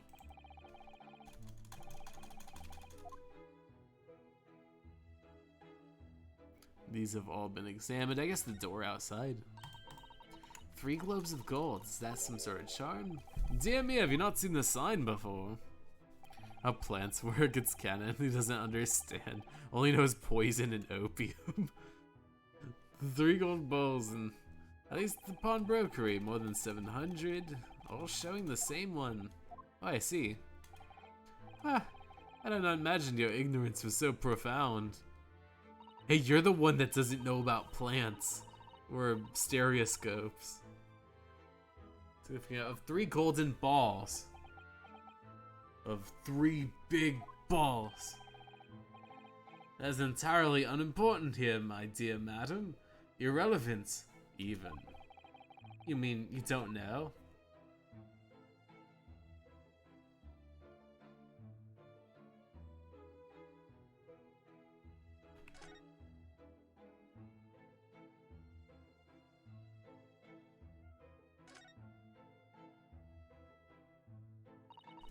Look at that enormous ledger.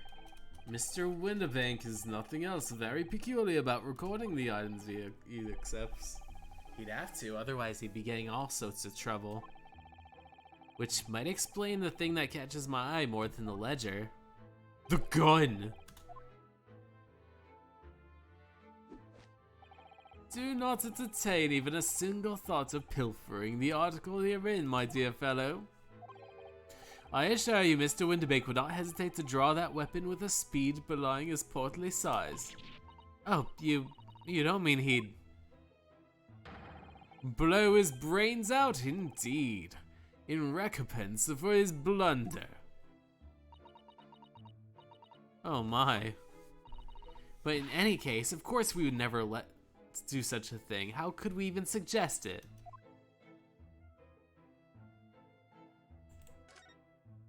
There seems to be a little door hidden. That leads to the storage room where Mr. Winterbank keeps articles currently in pawn. I see. There's nothing in particular inside. I certainly wouldn't recommend any larceny. Recommend it or not, it's not something I intend to do. There's but one key and he keeps it in his pocket at all times. Before he sleeps, he places it in a small pot which he slides under his pillow. How do you know about that, Mr. Sholmes? Excerpt. Limits. Knowledge of literature, nil. Philosophy, nil. Astronomy, nil. Politics, feeble. Botany, variable. Well, up in belladonna, opium, poisons generally. Know nothing of practical gardening. So literature, philosophy, and astronomy and politics are way out of the question. I wonder what little politics he does know. If, like, it's not even, it's a little bit more than a meager nil. I'm a detective, sir. It's my business to know what others don't. We're frequently assailed by information I neither care for nor wish to retain. Mr. Sholmes, you are a wonder. And a prime suspect if this pawnbroker is ever burgled.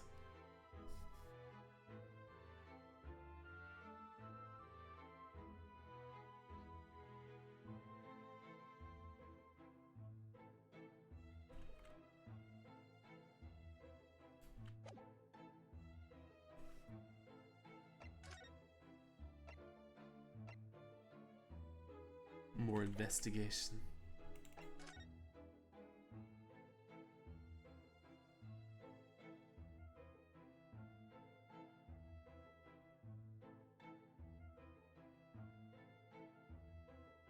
Shovels, we got all that. Sorry, it's almost like around like maybe a half hour I'll probably call quits, but for now I just need to find some more stuff. Let's see. Expert of dirt expert tells Glance.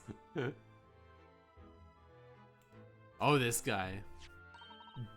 It's very fascinating that Sherlock's done enough research that he can really understand the kinds of soils and dirts. Look at this. Whatever could it be used for? I have no idea. Ah.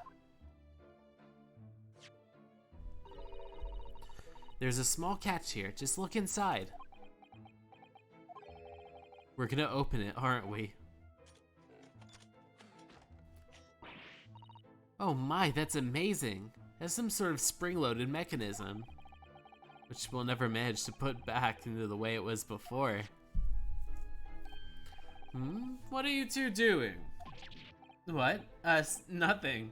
No, not at all. Whatever this device is, it seems to have a pair of little windows to look through. I feel as though I've seen something really similar to this elsewhere. What? Only tuppence for it? It ain't fair and you know it. The article's barely worth a penny, miss. I can't offer more. Sounds like there's an argument brewing over there by the counter. No, well, it can't be right. Have you had a proper bushes look at it? I've seen all I need to see, young girl. Oh. Oh shit. Wrong accent. Oh yes, it's the young lady from Mr. McGilda's trial 2 months ago. You're the reason a guilty man ran free, Gina Lestrade. Her name's Gina Lestrade, my lord. She's a chancer, owns a crust along large crowds, relieving people of their purses. What's commonly called a pickpocket.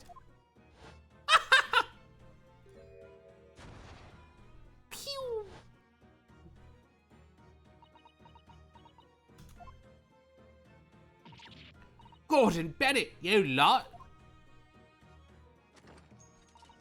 Hello, Mr. Lestrade. Hopefully you've been well. Oh, what, you remember me, don't you? What, you remember me then, do ya? Well, I remember being completely surrounded by smoke, that's for sure. So, what you doing in here? Down and out like the rest of us? Nothing to eat? Come to pop the black weasel, sorry, coat have ya? What's that about a black uniform that makes everyone comment on it? Oh, good day, unless I'm very much mistaken. You would be the young pickpocket who sold our experimental smoke grenade launcher. Ah, Mr. Sholmes. So, you have something of value to pawn, do you? Allow me to see the article and I shall negotiate with Mr. Windibank on your behalf. Pull the other one. I don't need no help from some stuck-up D. Get out my business. Go on, or I'll make the trouble for you. As you wish, Miss Lestrade. I'll happily remove myself from your presence.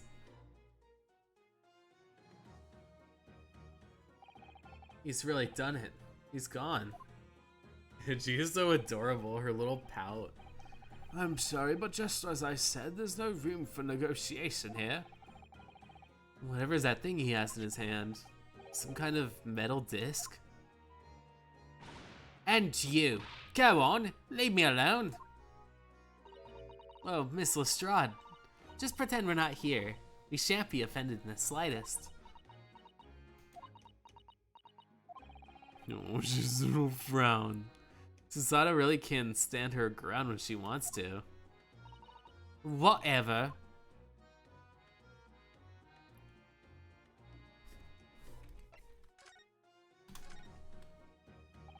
Somehow I didn't really think you were the sort of person who used a pawnbroker. Yeah, well I am, alright? I'm a Londoner just like everyone else. That a problem, is it? No, not at all, just, well... Oh, I get it. I know what you're thinking. That thing probably won't even belong to her. Probably got it from the dive, didn't she? Yeah, well, I see it all over your Chevy Chase. Well, I might have been thinking something along those lines, but I'm definitely not Chevy Chase.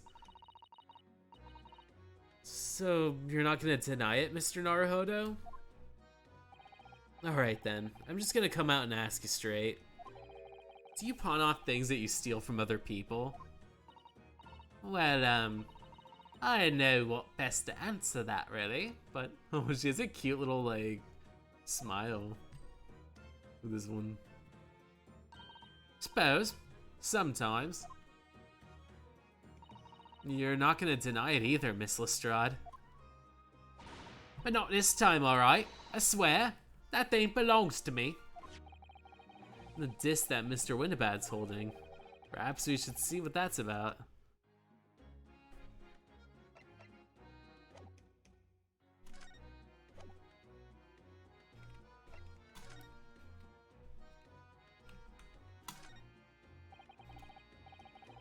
Looking and watching diligent. So many things I'm concerned about.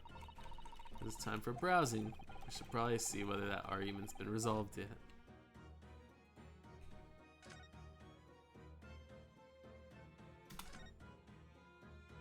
The disc is satanic. This is the what's it called? The Bandersnatch disc. Mr. Windabag, exactly what's this metal disc that Miss Lestrade brought in? It seems to have hundreds of tiny little bumps on the surface. Ah, this musical disc, you see? It's used inside a music box. In a music box? What, you know what a music box is? You Eastern lot ain't too savvy, eh? I know what a music box is, I've just never seen a disc before. A small protrusion on the metal disc encoded in tune to play a music box. It's like, Gina, everyone stop calling me Eastern just by looking at me. You simply insert the disc and set the machine going. Your beautiful music plays. It's so incredible. Tell us, what tune's on this one? Well, I'm afraid I couldn't tell you that. There's so many different types of music box, you see. British made, German, Swiss. I have no way of knowing which particular machine this disc was made for. I see. And that's it in a nutshell. I wouldn't have any customer for an item like this, even if the young lady forfeited it. Really, I'm already offering more than I should at a penny. That's a packet of lies. He bloody told me. He said it was all... Ah, he. Who? Never you mind. It just ain't right is all. That disc's worth more money. I know it is. Well then. Might have to try your work at another pawnbroker, won't you? No.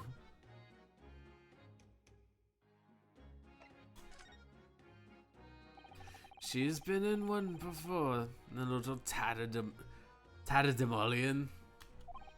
I see. And brought some dubious article or other with her every single time, I might add. Dubious? What you trying to say? I'm an honest customer, me.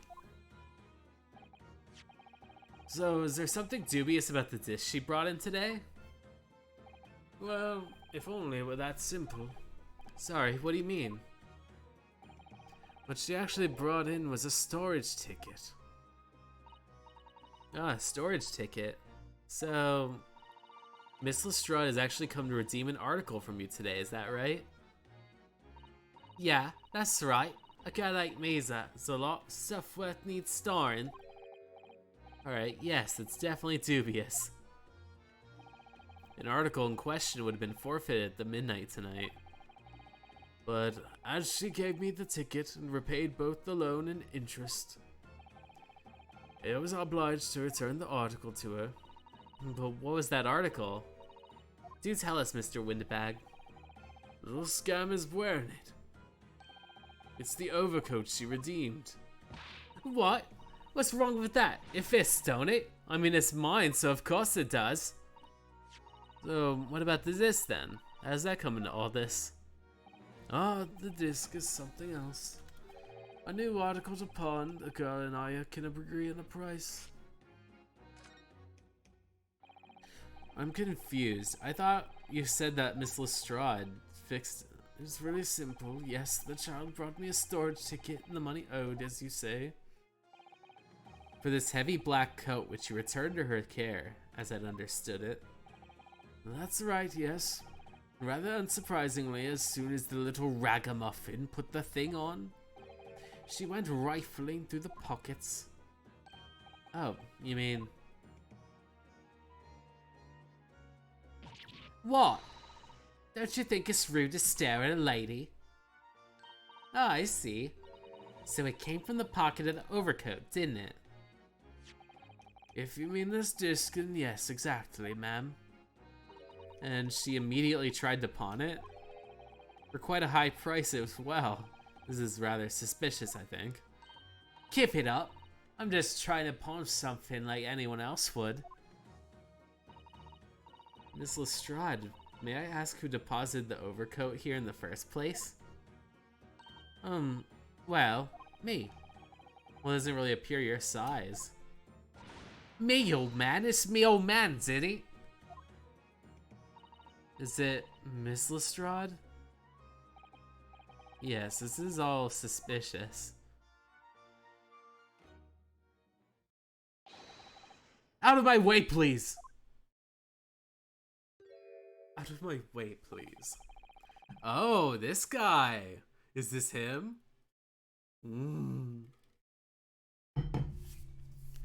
He's quite a looker. He kind of looks like that one dude. I think there's a guy from BNA, like the antagonist guy. He has that sort of look to him where he's very posh and very, very chiseled. Who is this picture postcard English gentleman?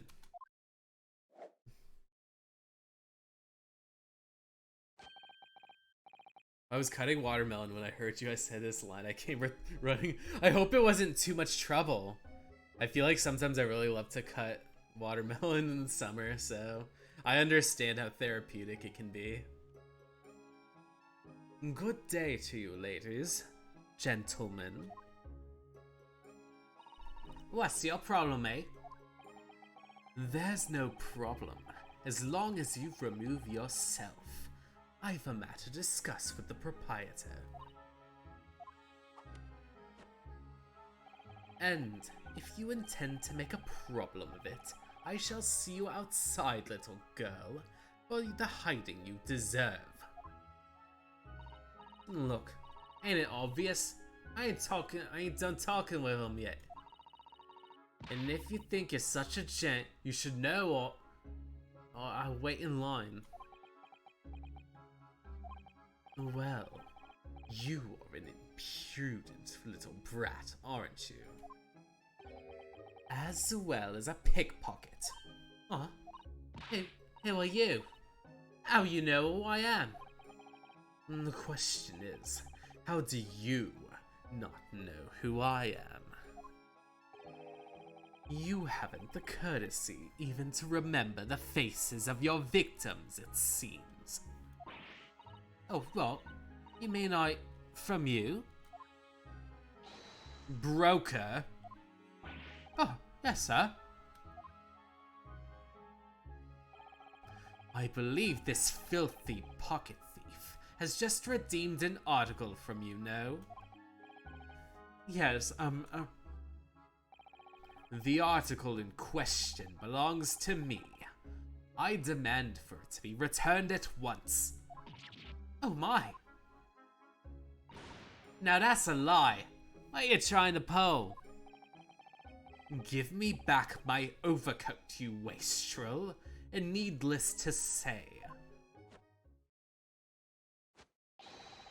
any music box discs too. My blowbow's cold as silver that drive the hot embers. I understand. This dude's got quite a lot of that sort of charm to him. No, you can't have it. You just can't. It's me old man's. Or it was. Now it's mine. Goodness, Mr. Naruhodo. This is a very awkward situation. Yes. I think perhaps we should hear both sides. You can't stand in the middle about this.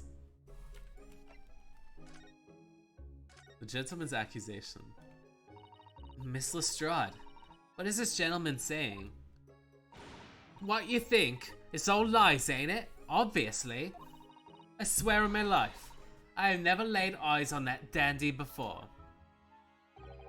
Let's hear it now, you little ragamuffin. You stole it, didn't you? The ticket I brought in just now. No, I swear it. I swear to God. You're calling him Ken.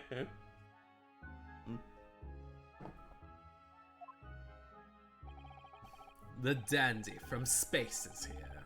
I am looking for something, minding my own business, as much as I'm looking for booty.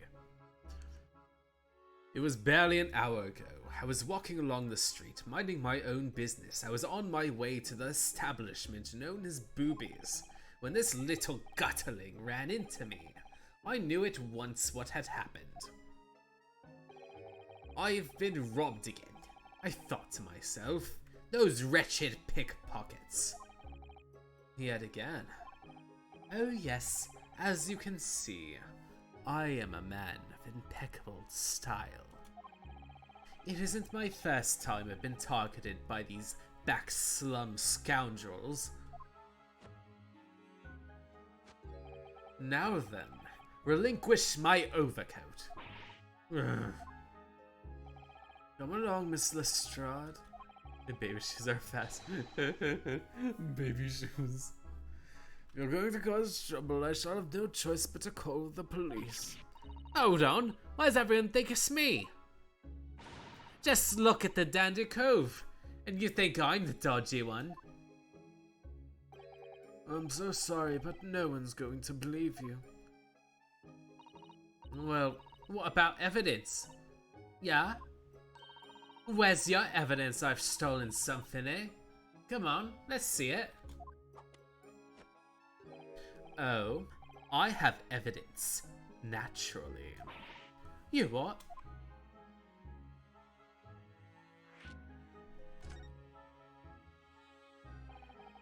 Evidence that the article Mr. Strata deemed actually belongs to this gentleman. He has a wife who's so white, who stood in the snow, he would disappear. He's really bright. My eyes kind of burn a little bit. You can only need to consult the ledger to know the truth. Should be able to look up the name of the person who deposited it in the first place. Brilliant. I'm very sorry, but I'm afraid that won't be possible. Oh? I never ask customers' names. That's strict policy of mine. Love white suit, Shira Oji. That seems like a nice one. I wore a gray one. Definitely. Oh, Shira Oji. This one's like really nice and posh. I love this sort of like almost kind of like. Yeah, it almost has that sort of gothic Lolita almost kind of look, but with a much more elegant sort of grace to it. Definitely a lot more like mature and formal, yet also very astute and graceful. Why not? Well, now, as you can imagine, some of my customers have circumstances to consider. A great many of them prefer to maintain their anonymity. Yes, I see. Lolita and OG are siblings. So yeah. It definitely has a lot more like of that almost kind of like, I guess almost contemporary in a sense, but with enough more like in the sense of like ingenuity, like how a lot of like modern gothic like outfits appear, with a lot more of like almost that intricacy to it, multiple layers and such. How can you know if an article belongs to a person without redeeming it? Oh, it's quite simple. Good sir, might I trouble you for the watchword associated with the article in question? Of course. It's... I love these poses. Professor. All these are JoJo poses. Love how much he vogues. Doing his voguing. Yes, that's right. And all the evidence we need. This gentleman is the rightful owner of the article, without doubt. A watchword. Interesting.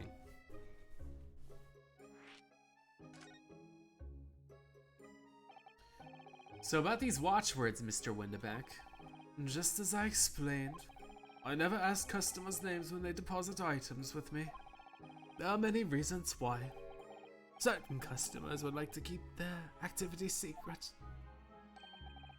That wasn't exactly a subtle glance at Mr. Sholmes now, was it? Great detectives has no dark secrets, none at all. Especially not drug ones. Well, yes, anyway. That's why I always wanted to ask you for the watchword whenever I accept a new article. In many ways, it's like the secret combination of numbers used to unlock a vault. The date of a deposit, description, and watchword uniquely identify each item. And of course, when I give the storage ticket to the customer, when someone comes to redeem something, I ask for the ticket and the watchword. And if that someone tells you the correct watchword, you return the article, yes? That's right, sir. And just as soon as the requisite fee is paid. And I have supplied you with the information you require already. And for the avoidance of doubt, the article in question is an overcoat deposited 2 months ago on the 5th February. Dumb therapist about my dove white guy over there.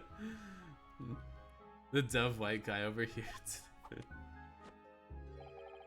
With the watchword of Professor.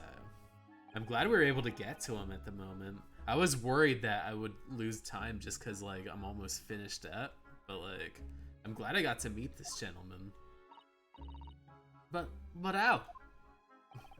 Really, this is beyond a joke now. There's no further room for doubt.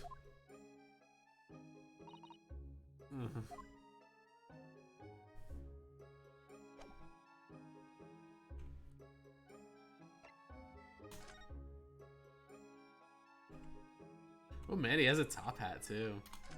I guess his top hat is huge. Picture postcard gentleman. Oh man, Naruhodo is strucken by him? Excuse me, but who are you? One would expect the Inquirer to introduce himself first. Though clearly you are not British, so perhaps our ways are foreign to you. Oh, sorry, yes, we're from the Empire of Japan. We're studying here. Oh yes, Japan. I've heard talk of the place. I love this little sleigh. Its inhabitants live on some fiery brown-colored soup, dressed up with exotic spices. You might be thinking of somewhere else. And what was that theatrical gesticulation gap? Gesticulation. Perhaps anyway, if you are a gentleman, sir, you offer your own name first, before inquiring after the name of another. Of course, yes. I'm Ryunosuke Naruhodo. I'm a lawyer. Oh, a student of law, really. My name is Susato Mikotoba. I'm Mr. Naruhodo's assistant. I see. My name is Benedict. Yes, Eggert Benedict. Eggs Benedict. He's very obsessed with class being a gentleman. He wants to appear expensive to a T. And enchanté. He's so refined in how he holds himself and how he speaks. But that name is suspicious. Man, why is he like giving me eyes? It almost feels like he's like, look at that little smirk. Holy shit.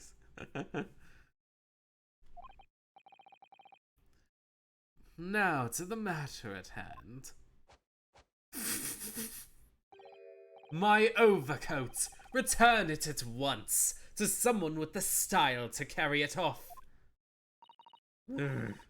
Every move he makes, every breath he takes, I can't stand watching him. Oh, this is the police! Every move you make, every breath you take, I'll be watching you. Oh, can't you see? You belong to me. And my heart aches every step I take. Every vow you break, every move you make, I'll be watching you, Benedict. That shade of gray wouldn't work with his outfit. Mauve, cyan. I feel like dark is such an odd overcoat. Like, even though he's trying to get it off of like Lestrade, it doesn't seem to have that unless he has like a different like accessory to accessorize with all this. And thank you for the custom, Mr. Eggert Benedict, sir. With such reasonable rate of interest, I may even decide to come back. This is why I hate grown-ups. Just cause I'm a diver, everyone thinks it and makes me a liar. And the contents of the coat pockets, if you please, Broker. But of course, sir. Here's the disc from you. Just this one? Pardon, sir? That I was expecting another. That is, I deposited another disc. Oh dear. I regret to inform you, sir.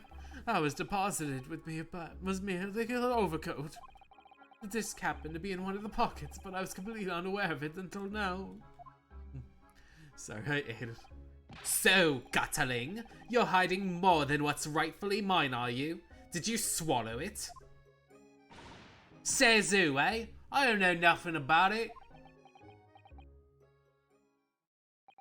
Very well.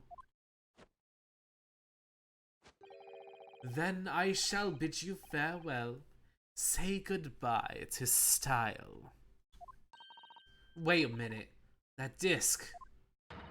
It's mine. Ugh. What do you think you're doing, you little tramp? You've drawn blood, you filthy animal. Oh my, yes. There's blood on the disc. It's because of all those sharp little bumps. The man must have scratched his finger on them. Licking the disc. I'm licking the disc. I found it first, alright? I mean, it belongs to me, old man. I get dibs on it, so I get to lick it first. You're not having it. Oh, you take it. Me? If I hang on to it, they'll have me off again. So you keep hold of it. Miss Lestrade, why is this disc so important to her? Oh no. Give it back. Give it back. You there, in the black livery. Hand that disc to me at once, please. No, don't. He's lying. Grown-ups are all liars. What do I do now? How am I gonna resolve this? Oh my. Let's see. I guess I'll ask him. Look at the windbag, watching diligently. So many things I'm curious about. I don't feel like this is the right time to be browsing. Calming the situation must be our first priority. Find the great thing we need.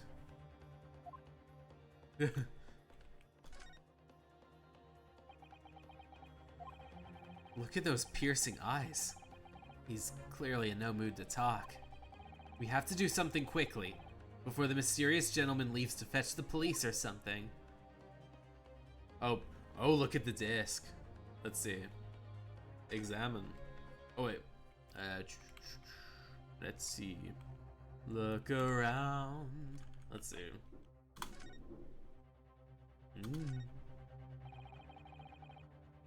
His eyes are beautiful. Can't find anything out of place.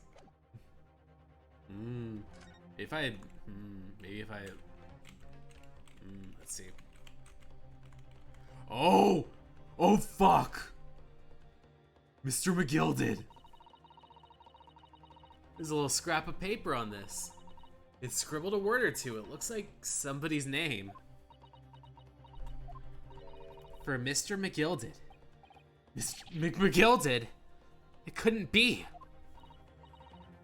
But it is, Mr. Naruhodo. A name I shall never forget as long as I live. But why? Why is his name on this? The music box, because now there, for Mr. McGilded.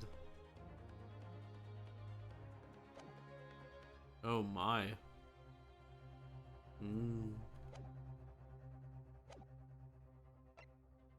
The Calligraphy Sunny, and the little shade of blue, yes. Wow, Miss Lestrade's really looking daggers. We need to do something to calm this down before she loses control and attacks him again.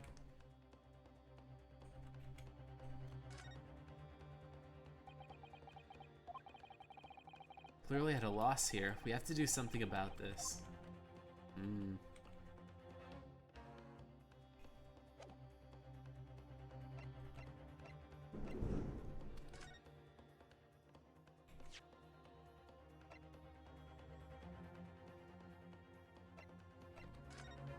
I guess it would be, I guess looking at it again. From Gilded, the surname whose innocence you secured 2 months ago, Mr. Naruhodo. Yes. A trial I'll never forget, not least because the tragic incident that followed in which he was killed. Why would his name be in the music box disc? I'm afraid you have no idea, but one thing's for certain. This surely can't be a coincidence.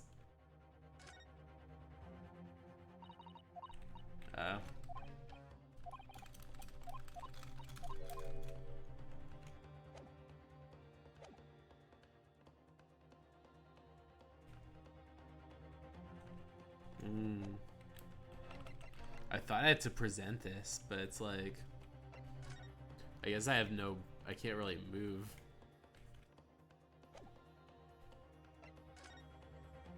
I guess I'll talk again. Let's see. If I take too long, it'll pry off. She's not in the mood. I guess I can't use this.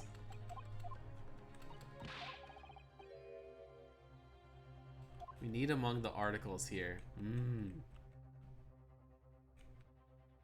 Maybe there's something around here I can use, like a letter opener.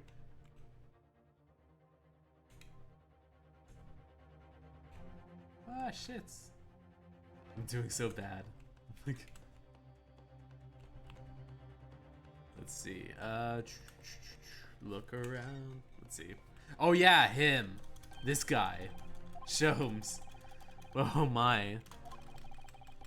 And sir, enjoy a bar of caramel, you see. So, you found me at last, Mr. Naruhodo. Sorry. After that young pickpocket sent me on my way, I was forced to lurk in the shadows, cruelly ostracized from the rest who partook in the jovialness. I have nothing to occupy, but I was too ashamed to let society see what my downfall has done to me. So feigning mock interest, I pretended to examine the tedious trinkets, whilst you were shrewdly observing, gnawing on my only friend I have left, this 7% solution of caramel. Oh, Sholmes brand caramel. 7% caramel. This is cocaine? Oh my. Caramel's supposed to be the cocaine in this universe. Pray, I was so lonely, so desperately lonely. Then why on earth did you rejoin the conversation? Things have gone from bad to worse, you know. Yes, I ever heard as much as your conversation, or rather, in my cravings for human contact, my ears devoured every word of what was uttered. You really were sad, weren't you? Poor Mr. Sholmes. I feel awful for you. It would seem that my interferences are correct. Oh, are you sure you're not about to tell us that you've solved it? My dear madam, sometimes I wonder, were my genius for deduction to be commoditized? How much I could pawn it off for? It seems he's had another flash of inspiration. Who knows what will help resolve the situation between Miss Lestrade and the mysterious gentleman. What's the right thing to do here? Listen to the deduction.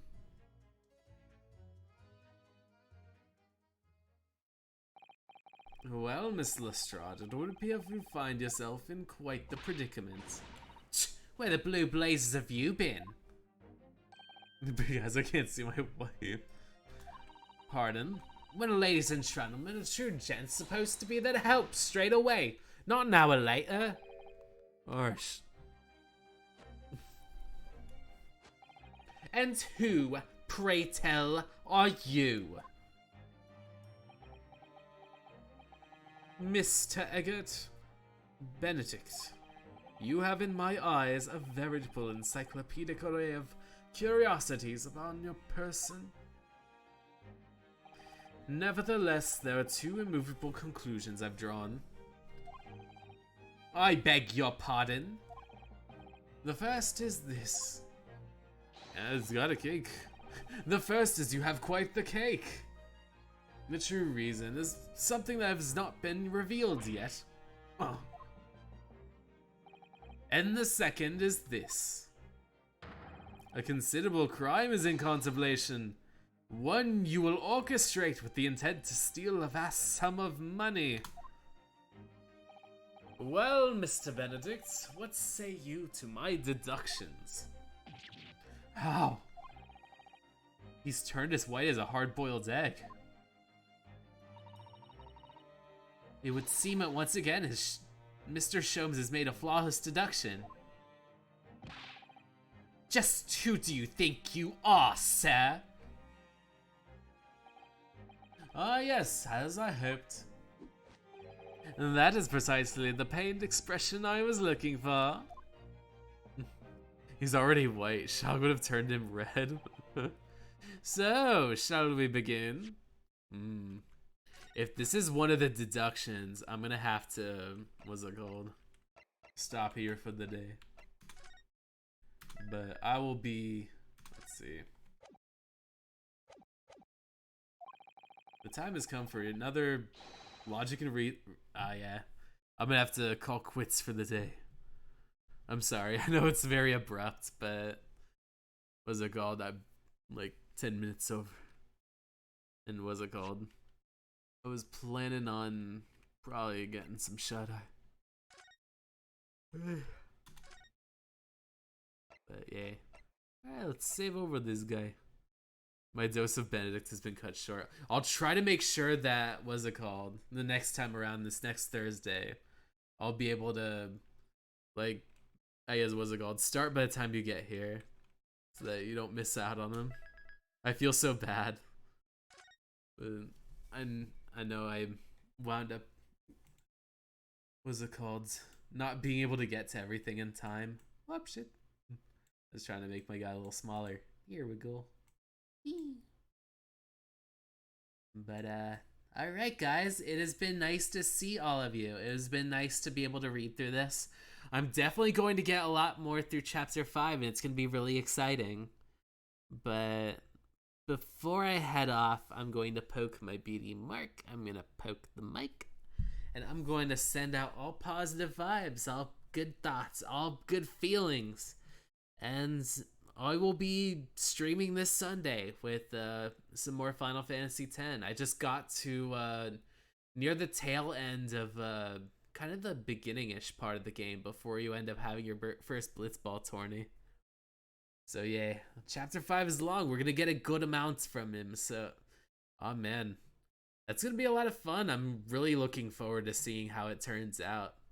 And I'm really glad that was a called. He seems like a really fun character. I like how he does little like kind of just like poses and like postulations as he's kind of getting into like his like I guess sort of conversation or speeches. But it'll definitely be exciting to see more of him next Thursday around. But until then, I'll be seeing y'all soon. Bye.